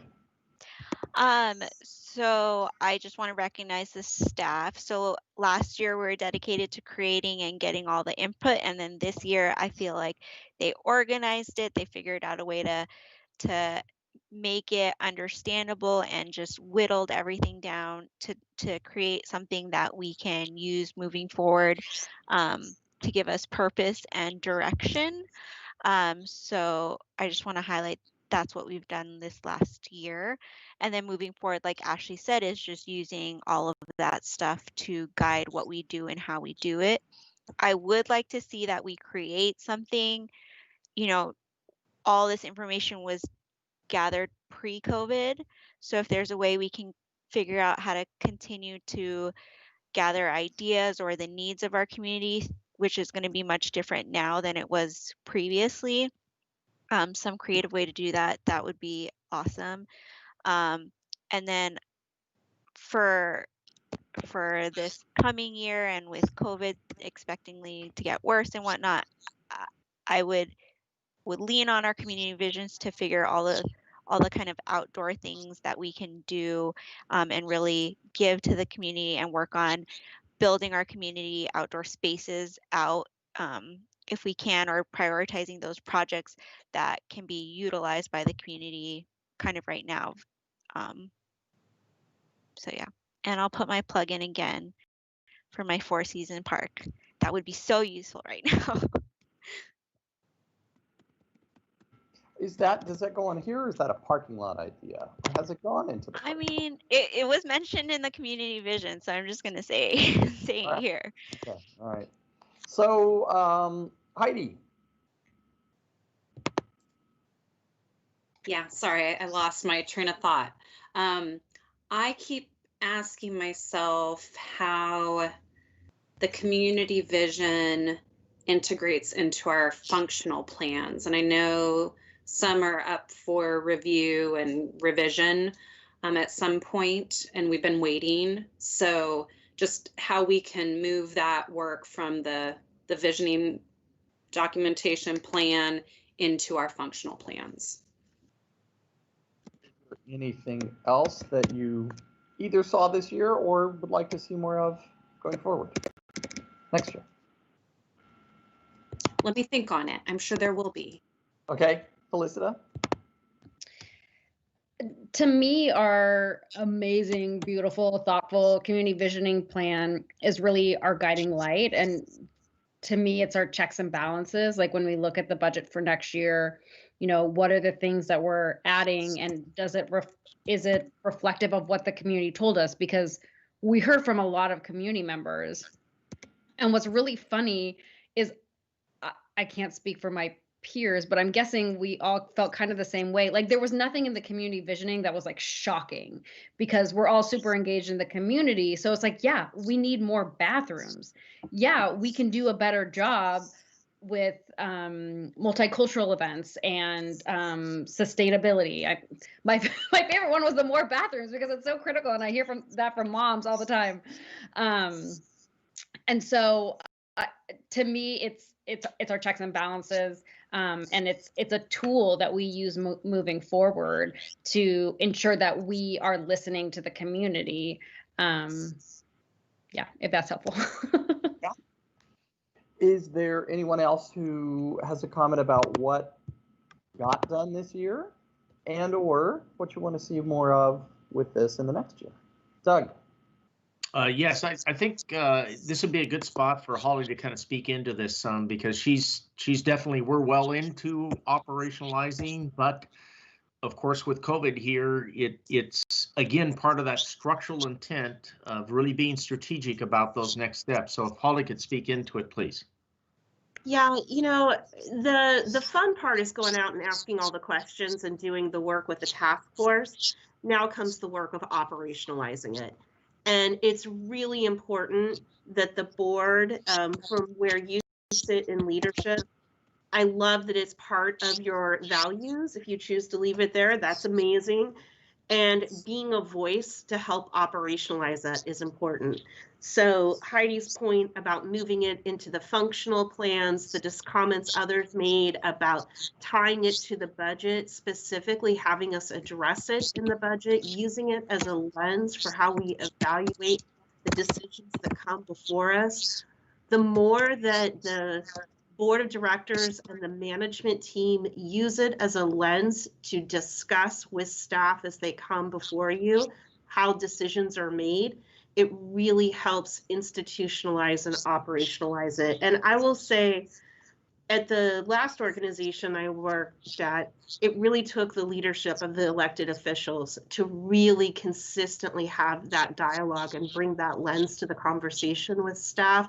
It took it to the next level. So we're in a great place. Staff are already enthusiastic about it, but the discipline of operationalizing, we're doing the things before us because the community said they're important and the community talked about it, and it's in our visioning, and that's why we're making these good choices, really makes a huge difference in making it a part, an organic part of how we do our work. Great, thank you. Elisa has no. Wendy has a comment. Thank you. It's a real challenge, I think, for all of us. There's an old saying about being up to your you-know-what in alligators when you're trying to drain the swamp. And we tend to, right now, I think, look at what must be done immediately. And we have to, because we have to make sure that we are alive. But I'm hoping that we can spend a little time doing very long-range strategic planning. It doesn't have to be lots, but I think there are some big pieces that we ought to hold out for long-term, not small fixes, big fixes. We should, I hope, we will use this time to take a look at how we can be different, how we can be more responsive to our community long-term. What can we do? We've had this opportunity to make a pivot. I hope we do that. And I'm thinking in terms of, oh gosh, new kinds of facilities, bond measures, you know, hockey stadiums. I mean, I don't know, all kinds of things, big things. They aren't gonna be in next year's budget. They're not gonna be in the next year's budget. But I'm hoping that at some point we can take a look, we can raise our heads and look farther ahead, because we have been successful in getting those alligators out of the swamp so we're still alive. Okay, great. Anybody else? What you've seen this past year and what you'd like to see more of going forward? I see Felicita and Heidi's hands up. Want to start, Felicita? Sure. I just wanted to add that I don't think COVID, I know that the community visioning was done pre-COVID. I don't think COVID has changed anything except for it's magnified and highlighted just how critical our resources are to community health. We know that our trails have never been more popular. I mean, sometimes they feel packed, which is a wonderful problem to have. And I'm thinking of one of the examples in visioning. I know they talk about like playgrounds for adults and playgrounds that are like destinations. So I guess I'm just really mindful that COVID hasn't changed anything. It's just like, it's kind of added a sense of urgency, but I say that in a thoughtful way, knowing that there's just not a ton of capacity right now. So I guess I just wanted to throw that out there. I don't think COVID has changed community visioning. I think that document is still our guiding light and still like an amazing resource to guide us in our work. Heidi, were you going to say something? Yes. Okay. I liked what Wendy had to say about the long-term strategic planning. And one thing that comes to mind for me is that, and I'm going to go back to educational institutions because that's where a lot of my mind goes, is that, you know, Beaverton School District, Portland Community College, other agencies, whether they're education or not, have these core values, or like BSD, they've got the pillars that they constantly reflect upon. I would love to see, and it may not be a this year kind of thing, but for us to start thinking about how through the community visioning, we can develop those core values or those pillars, as BSD calls them, that then shape our budget process, our planning, our functional plans, those types of things. So I just want to put that out there as, you know, as I look at, you know, our mission and vision, you know, it's all good intentions, but can we have some really concrete means by which we've got these pillars that we do our work upon? So I hope that makes sense. Could you maybe summarize that for me in a sentence related to community vision that you want me to capture here? How can we integrate that vision into the community vision into our mission and vision statements? So we have our mission statement, our vision statement, our diversity inclusion vision statement. How can we tie the community vision into that and have that be what leads and guides the work we do? Okay. And one other comment before we move to the next part of our agenda. And Tia, did you have a comment? Oh yeah, I was just gonna double check to clarify, based on Felicia's comment. I do not think that things have changed off the vision. I 100% support it. I was just more saying that there may be extra ideas post-COVID or extra needs that the community wants that we aren't aware of, as we're not as immersed in the community anymore, and it's creating pockets of unknown and whatnot. So I just think that a way to gather that information, if there's something that we can do for our community, would be helpful. I will say I support Holly's comment 100%. I feel like whatever we do budget our money on should be checked off to see if it moves forward of anything in our visioning plan. Especially now, who knows where tax dollars are going to go, or community members are going to see taxes still taken out and they're going to want to know where their money goes. So if there's things that we can invest in, or things that are like very visual, or we can promote things that, you know, like parks and those kinds of things that are readily more sooner utilized, that they can visually see that we are still using their money wisely, and for them for what they've asked for, since there's so many things we can't do for them right now. That would just be my goal for this next coming year. Great, fantastic. So my question before we move on to the next section of the agenda is, you've already addressed equity and said, yes, this is a value, it remains a value, it's going to remain a value this coming fiscal year. Do you feel the same way about sustainability and community vision as well? Do these all three remain your guiding value, not your only values, but your guiding values for the coming year? Yes. Yes. Yes. Yeah. Great. Wonderful. Do you have break time in this agenda factored in, or do we just power through to the next section? We didn't factor it in, but maybe we could take a quick bio break. Would you like to take a quick bio break? I would. I would also like to end by 8 o'clock if we may.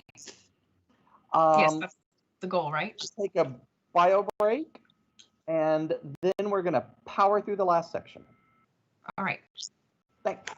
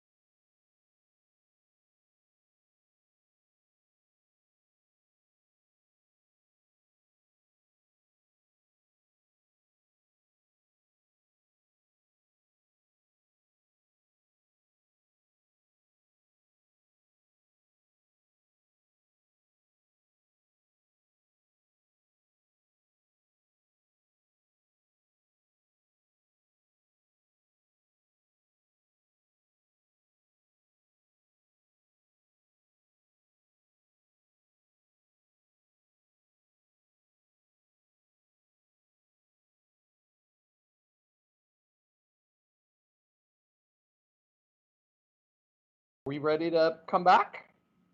Yes. Okay. Yes. Yeah, All right. if I, Thomas, if I could maybe make a comment or two, if you don't mind, please.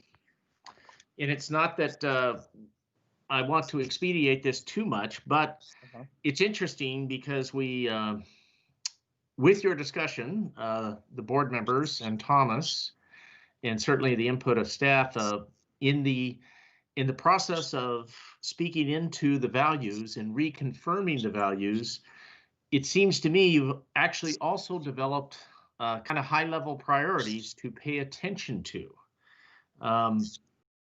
The one item that is, and we're not prepared to do this in detail tonight, so there are a couple options to view the rest of the discussion, is either kind of talking through those key items under each value and trying to do some level of prioritization, recognizing we cannot do everything. Of course, there are the targets of the priority items for this year that we intend to continue to move on. Some of them are very complementary to what you've outlined already. So there's, you know, I think there's a lot of great material here already. The question is, how do we fine tune that so that the board is comfortable that you've spoken into the priority side for budget year 21-22? Right. So I agree with Doug, and I was going to share that same observation. You have already, I think, in your discussion of the priorities, identified some important budget considerations for next year. I think, though, that you need to take a look at what you said last year were your priorities for this budget, the current budget, and either reaffirm those or not. And it's not that these three budget priorities that you identified last year are in opposition to the values or that they can't be complementary to the values, but they are different, and these are the things you said you wanted the budget you currently are operating to prioritize: technology, natural areas and trail needs, and investing in your people. Should we maybe make a list of alternatives if there is any? Well, I would suggest one of two things. Okay. If there's going to be alternatives, might they be the alternatives up here? Equity, sustainability, and community vision, as opposed to kind of an entirely separate list of priorities, but it's really up to you. So I guess the first step would be, what do you think of these three priorities: investing in the future through technology, planning for natural areas and facility and trail needs, and investing in your people? What do you think about those as priorities for the coming budget year?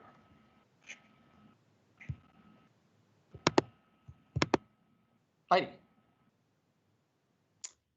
Well, I just have two comments, I guess. First one being that our employees and volunteers, I think, rise to the top considering COVID and everything that the district has experienced this year. I'd really like to highlight the need to invest in them and the work that we do with them first and foremost. Got it. The other thing that comes to mind when I see these, and I understand why we, came up with these priorities, but one of the pieces that comes to mind is financially, technology and natural areas, facility trail needs. That's a chunk of money right there. And we didn't expect that COVID would hit, we'd be out, the resources that we're going to be in the budget would look the way it's going to be. And I don't want to say that investing in technology or natural areas, facilities, trails should take a back seat, but I really believe for the next year, keep them there, but we may not get to where we had hoped that we would be. I'd like to keep chipping away on it, especially as it relates to technology. We saw, Clint, I think, presented an amazing scope of the work to be done as it relates to our systems, but that I'll just leave it at that. Okay, so let me just make a comment. If you leave something on the priority list, you're directing staff to prioritize it in the budget. So I would suggest to you that if you leave it in, then you understand that staff are going to prioritize it. If you are saying this is not the year to prioritize that, long term, sure, but not this year, then I think you might want to pause it or replace it with something else, because this needs to be your staff's direction for this year's budget coming up. Felicita? I agree wholeheartedly with Heidi regarding investing in our employees and volunteers. I think that's critical. Even just like morale, that's critical. Like, our employees are no different than the rest of us, right? They got kiddos, they're trying to do online school. Like, everyone is beyond maxed out. Okay. And so that investing in our employees and volunteers like that absolutely cannot leave the list, I would argue.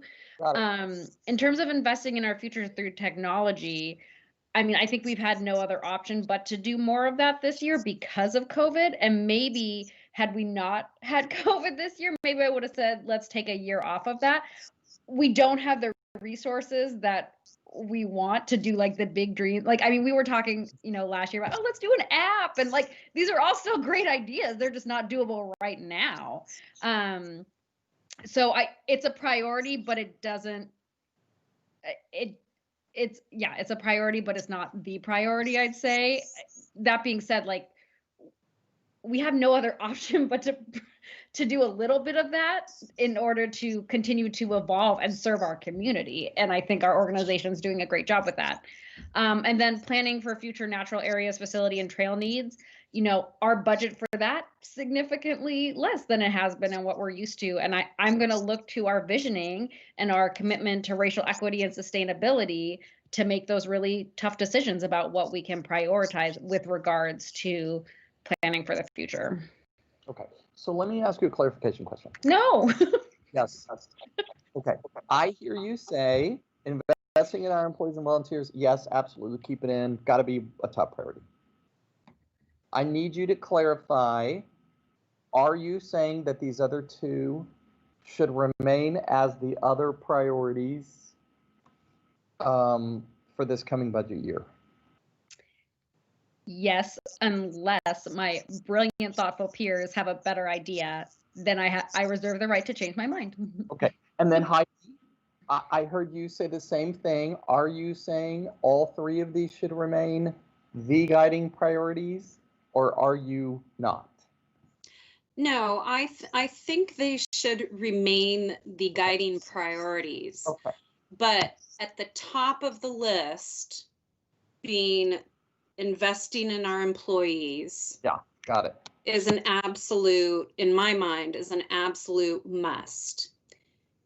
And we may be limited in our scope and capacity to meet, the technology and the natural area facility trail vision and priorities that we had because we didn't see COVID around the corner.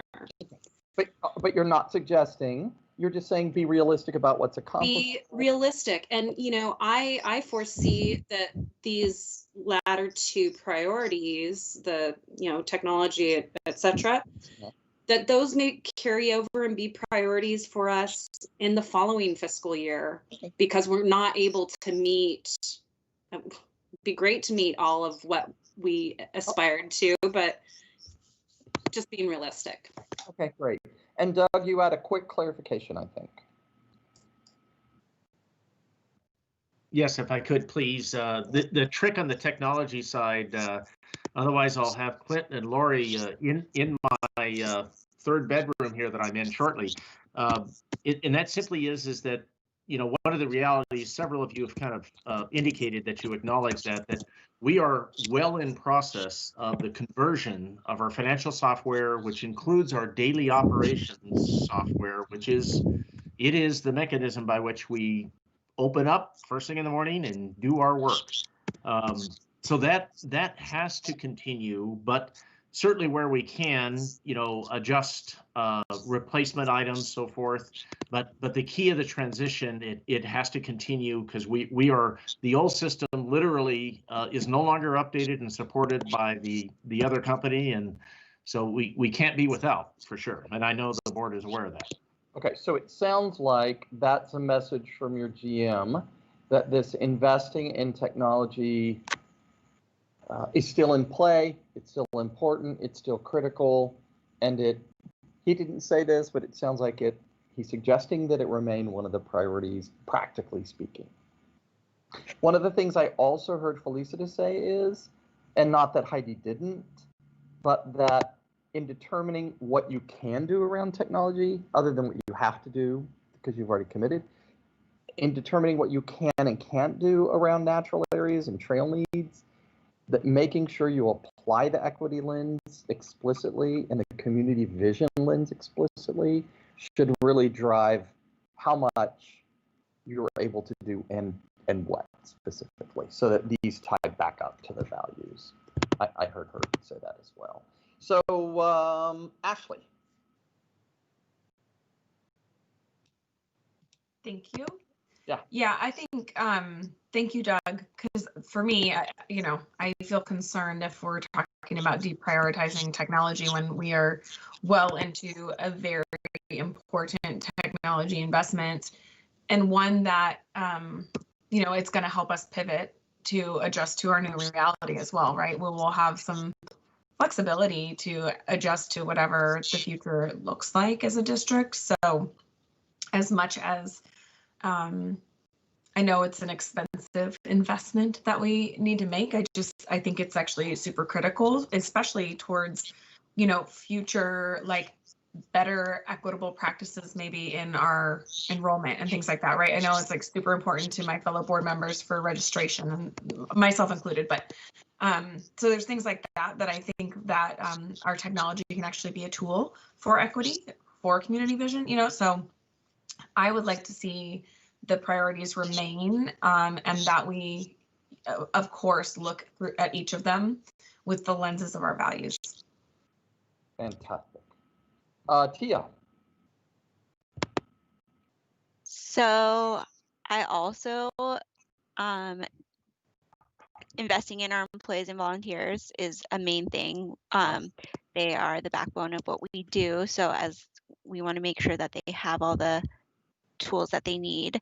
And then if we were to take off technology or the future of our technology, that doesn't necessarily say that we're not going to continue working on any projects or anything like that. It's just saying that maybe this year, right? For instance, would I want, me and registration, like that's always been my biggest thing, but would I want to prioritize registration now over something like reimagining programming or what we offer for this year? I would say that I don't think technology for my sake is a priority, in that just because it's not on this list doesn't mean we're still not going to invest some money in it, right? Like we would still continue doing and working on what we do. I just don't think we need to invest in newer things that we haven't been working on or whatnot. So, and maybe I'm thinking about this differently or not correct. So that actually, I was willing to just take off that, not to say that we take all the money that we've been investing, right? Like you start a project, you have to finish it. So that's kind of already factored into the budget. More for a priority for me would be, I think the planning for future natural areas, facilities, and trail needs, and those kinds of things are still very important, especially for our community, because those are, like I said, the things that visually the community will see. And those are the things that visually the community is, or not visually, but that the community is utilizing right now, is all of our outdoor spaces, all of our trails, those kinds of things. So we really need to prioritize that. I don't know where to add it, or I don't know if it's appropriate to add it, but I would like to see something about how we're investing in reimagined programming or creative programming or something I feel like we need to give a good budget to Aisha or Holly or whoever to really create these different unique things that our community is going to need in the next year to keep us together and to keep us to create a space of community for our district and give them something that they can utilize and do rather than something or investing in something that they can't utilize right now. Okay, so what I hear so far is everyone that's spoken so far, Heidi, Felicity, Tia, Ashley, have said investing in employees and volunteers, absolutely keep it. Everyone but Tia has said keep investing in our future through technology, though in looking at hard decisions about technology spending and what isn't possible, that the equity and the community vision lens are the hard lenses any technology spending would need to go through. And then everybody concurs that planning for future natural areas and facility and trail needs would remain.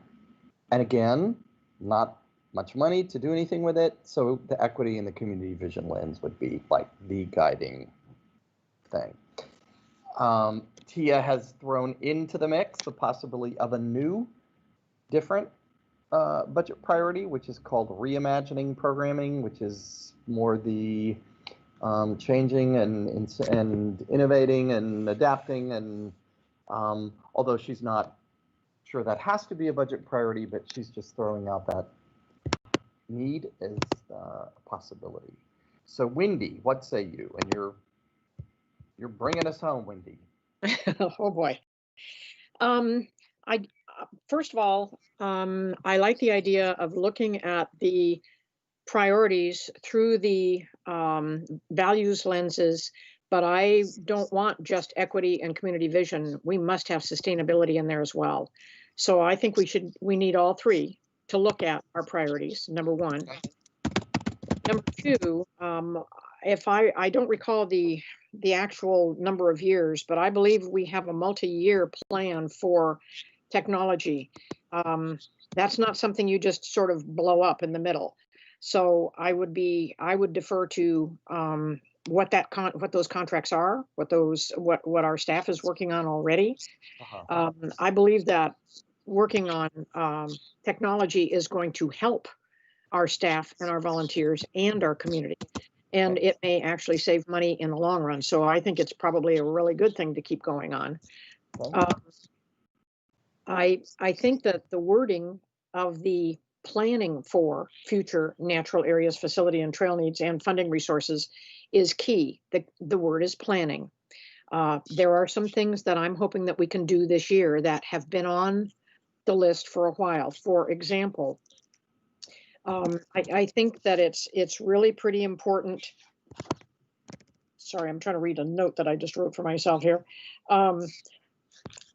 Two things. One is grant applications. I want to make sure that we, however we work this out, but the planning part of it is grant applications. If we don't have a robust grant application program and adequately fund it, we're not going to get other money for all sorts of other things. So I think it's going to be really critical that we do that for grant applications. I think the second thing is that we've had on the list for a couple of years now, the trail survey.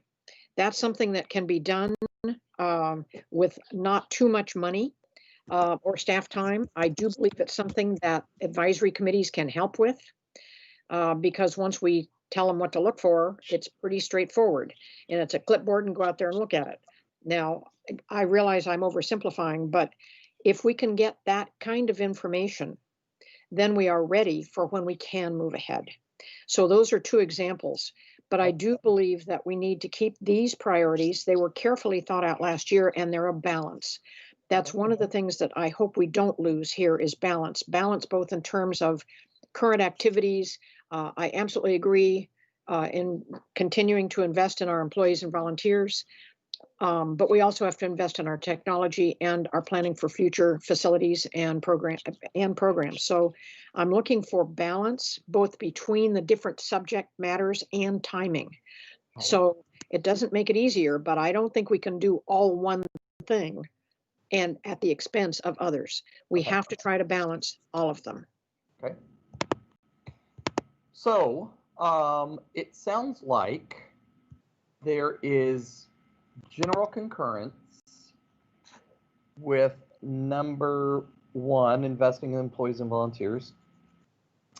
There is concurrence around planning for natural areas and trail needs, with the emphasis planning for. It doesn't mean you're going to necessarily go buy a bunch of natural areas or develop a whole bunch of brand new trails. And it sounds like, with the exception of TIA, people are pretty clear that investing in technology going forward is important to maintain. And we understand 2 things about that. There are some things that are already underway that we're obliged to continue with, and everybody gets that. And the thought is that if and when there may be any other opportunity around technology, that has got to be driven through the equity lens, the sustainability lens, and the community vision lens. As too should investing in employees and planning for future natural areas. You still have one thing, which is Tia's thought about a different or new budget priority, maybe in lieu of technology, or a 4th one, which is specifically around reimagining programming. And that might be a budget priority. It could just be a direction to staff. It could be a direction to Doug in terms of part of what you want him to really focus on this year. So there are multiple places where that could go and be captured. So, Madam Chair, what's your take on this at this point? Well, my take is that I really just want to do whatever would be the most supportive of our staff as we are, coming on the other side of this, right? Hopefully. We just don't even know, right? And so for me, I am happy to be flexible on what the priorities are, like knowing that these things, even what Tia has added, is so core to us, right? And so if reimagining programming is like, I don't know, it's a little tough here, but I would say if we're okay to have more than 3, then I think it's worth adding, knowing that like this is important to us, right? In how can we help the district turn the corner after COVID. Okay, so I'm just going to make a comment that in really horrific financial times, I would caution you against adding budget priorities, because to say to your staff, now there are 4 things you have to budget around and prioritize is more complicated than 3. So if you want to capture that direction, I'd encourage you to capture it elsewhere or do away with another priority, because you're just not in a position to add budget priorities in really awful financial times. Heidi, did you have a comment? I concur with what you have to say, Thomas. Like, I think our staff is doing this. They're focused on that already. I would err on the side of not adding an additional priority at this point. They're already doing some of that work. So I concur with not adding it as a priority. Okay, Felicita? Yeah, I concur with not adding it as well, not because it's not important, not because it's not really exciting and a value and something that we all get super excited about. But I also think about when I read the budget document last year, and I was just like so filled with love and excitement because like all our values were there and it was so exciting. And then a lot of it could not be done this year for very obvious reasons. And so to me, I'm really excited that we're in most mostly in agreement about like, let's continue this. Our priorities and values, like they haven't changed. Everything's just been magnified and capacity is less. So that just means like we're going to continue to build off the things that we knew we wanted to do. And our community has more needs, not different needs. So yeah, and I feel like with the imagining programming in a different way, as well as investing in future technology. Like, I mean, I don't know what conversations are like at other park board director meetings. I mean, we have just amazing staff who are so creative and have been so flexible and innovative. Like, I suppose like with a radically different staff and leadership, like these might be things I feel like we really, really, really have to push, but I feel like that work is already happening so thoughtfully and intentionally, if that makes sense. So I'm going to make another comment to all of you, and that is that, you know, when you're steering a big ship, when you are providing direction to staff in terms of big picture things like values and priorities, I'd encourage you to think as long-term as you can. And I'm not saying that you have to agree that these are going to be your 3 budget priorities 8 years from now, but I think changing values every year or shifting budget priorities significantly every year is a really burdensome thing for your staff. I'm not saying you can't do it. I mean, if the world changes and circumstances change and life changes, then sure, you can do it. But in order to really have an impact on any area, it's going to probably take multiple years of budgeting, not just one. And certainly in terms of living your values, that is certainly a multi-year process, not an annual process. So I'm just planting a seed that in future retreats like this, you may not want to consider all of these things up for grabs every year. I just am not sure that's the best strategy for you or your staff going forward. I think more continuity and a little more predictability and consistency would be helpful. Doug, did you have any? Wendy, did you want to say something? Yes, thanks, Thomas. In light of what you said, I think that's very appropriate. But one of the things that I was just thinking of as I look at this, and I don't know that there's an answer to it, but it occurs to me that we're talking about priorities for a budget. This is a THPRD budget. It is a budget for our public. I'm wondering, 2 of the 3 currently are internal. Investing in the future, in our future through technology certainly will help the public. So that's maybe on the cusp. But I want to make sure that when we do our priorities, consider that our public is going to look at us and they're going to say, well, okay, I think it's fine that we're investing in employees and volunteers, and that's really nice. But from my perspective as a taxpayer, what I really care about is, and that's where I think things like the planning for the future, natural areas, facilities, trail needs, funding resources, maybe there's a way to work in there the reimagining programming. Maybe there's a way, because programming is a big enough piece on its own. Mm-hmm. Maybe we can tie that in. I don't know. This is wordsmithing. Yeah. But I'm concerned in terms of how the public will view our view of our budget priorities. Well, I'm going to comment real quickly, and we have 6 minutes remaining because your chair has put us on notice that we're ending at 8. So I will say that I think there are ways to frame your technology investment, not as just an internal administrative spend, but as something that is directed at customer service, access for more people, program delivery, etc.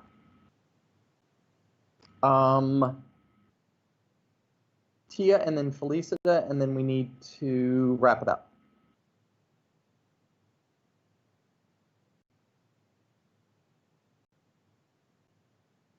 You're muted, Tia.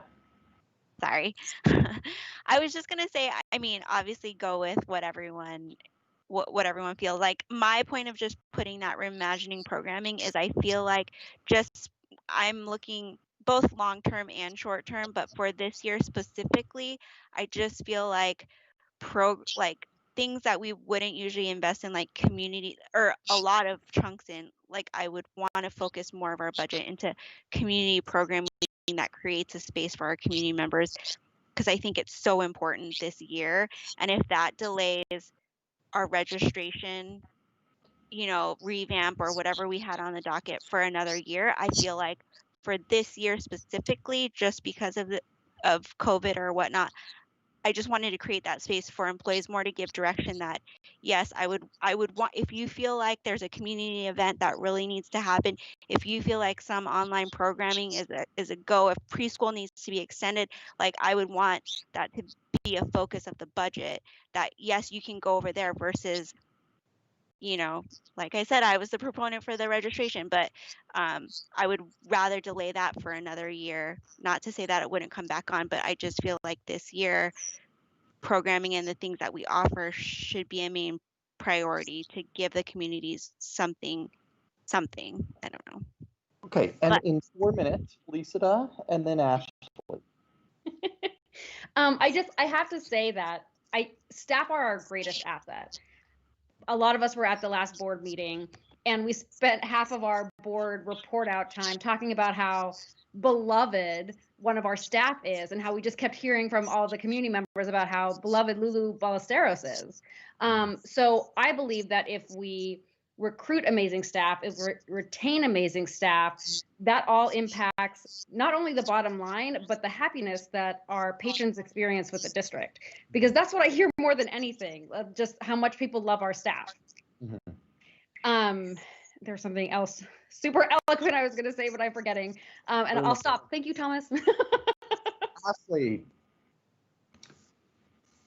Are you coming to me so I can close the meeting?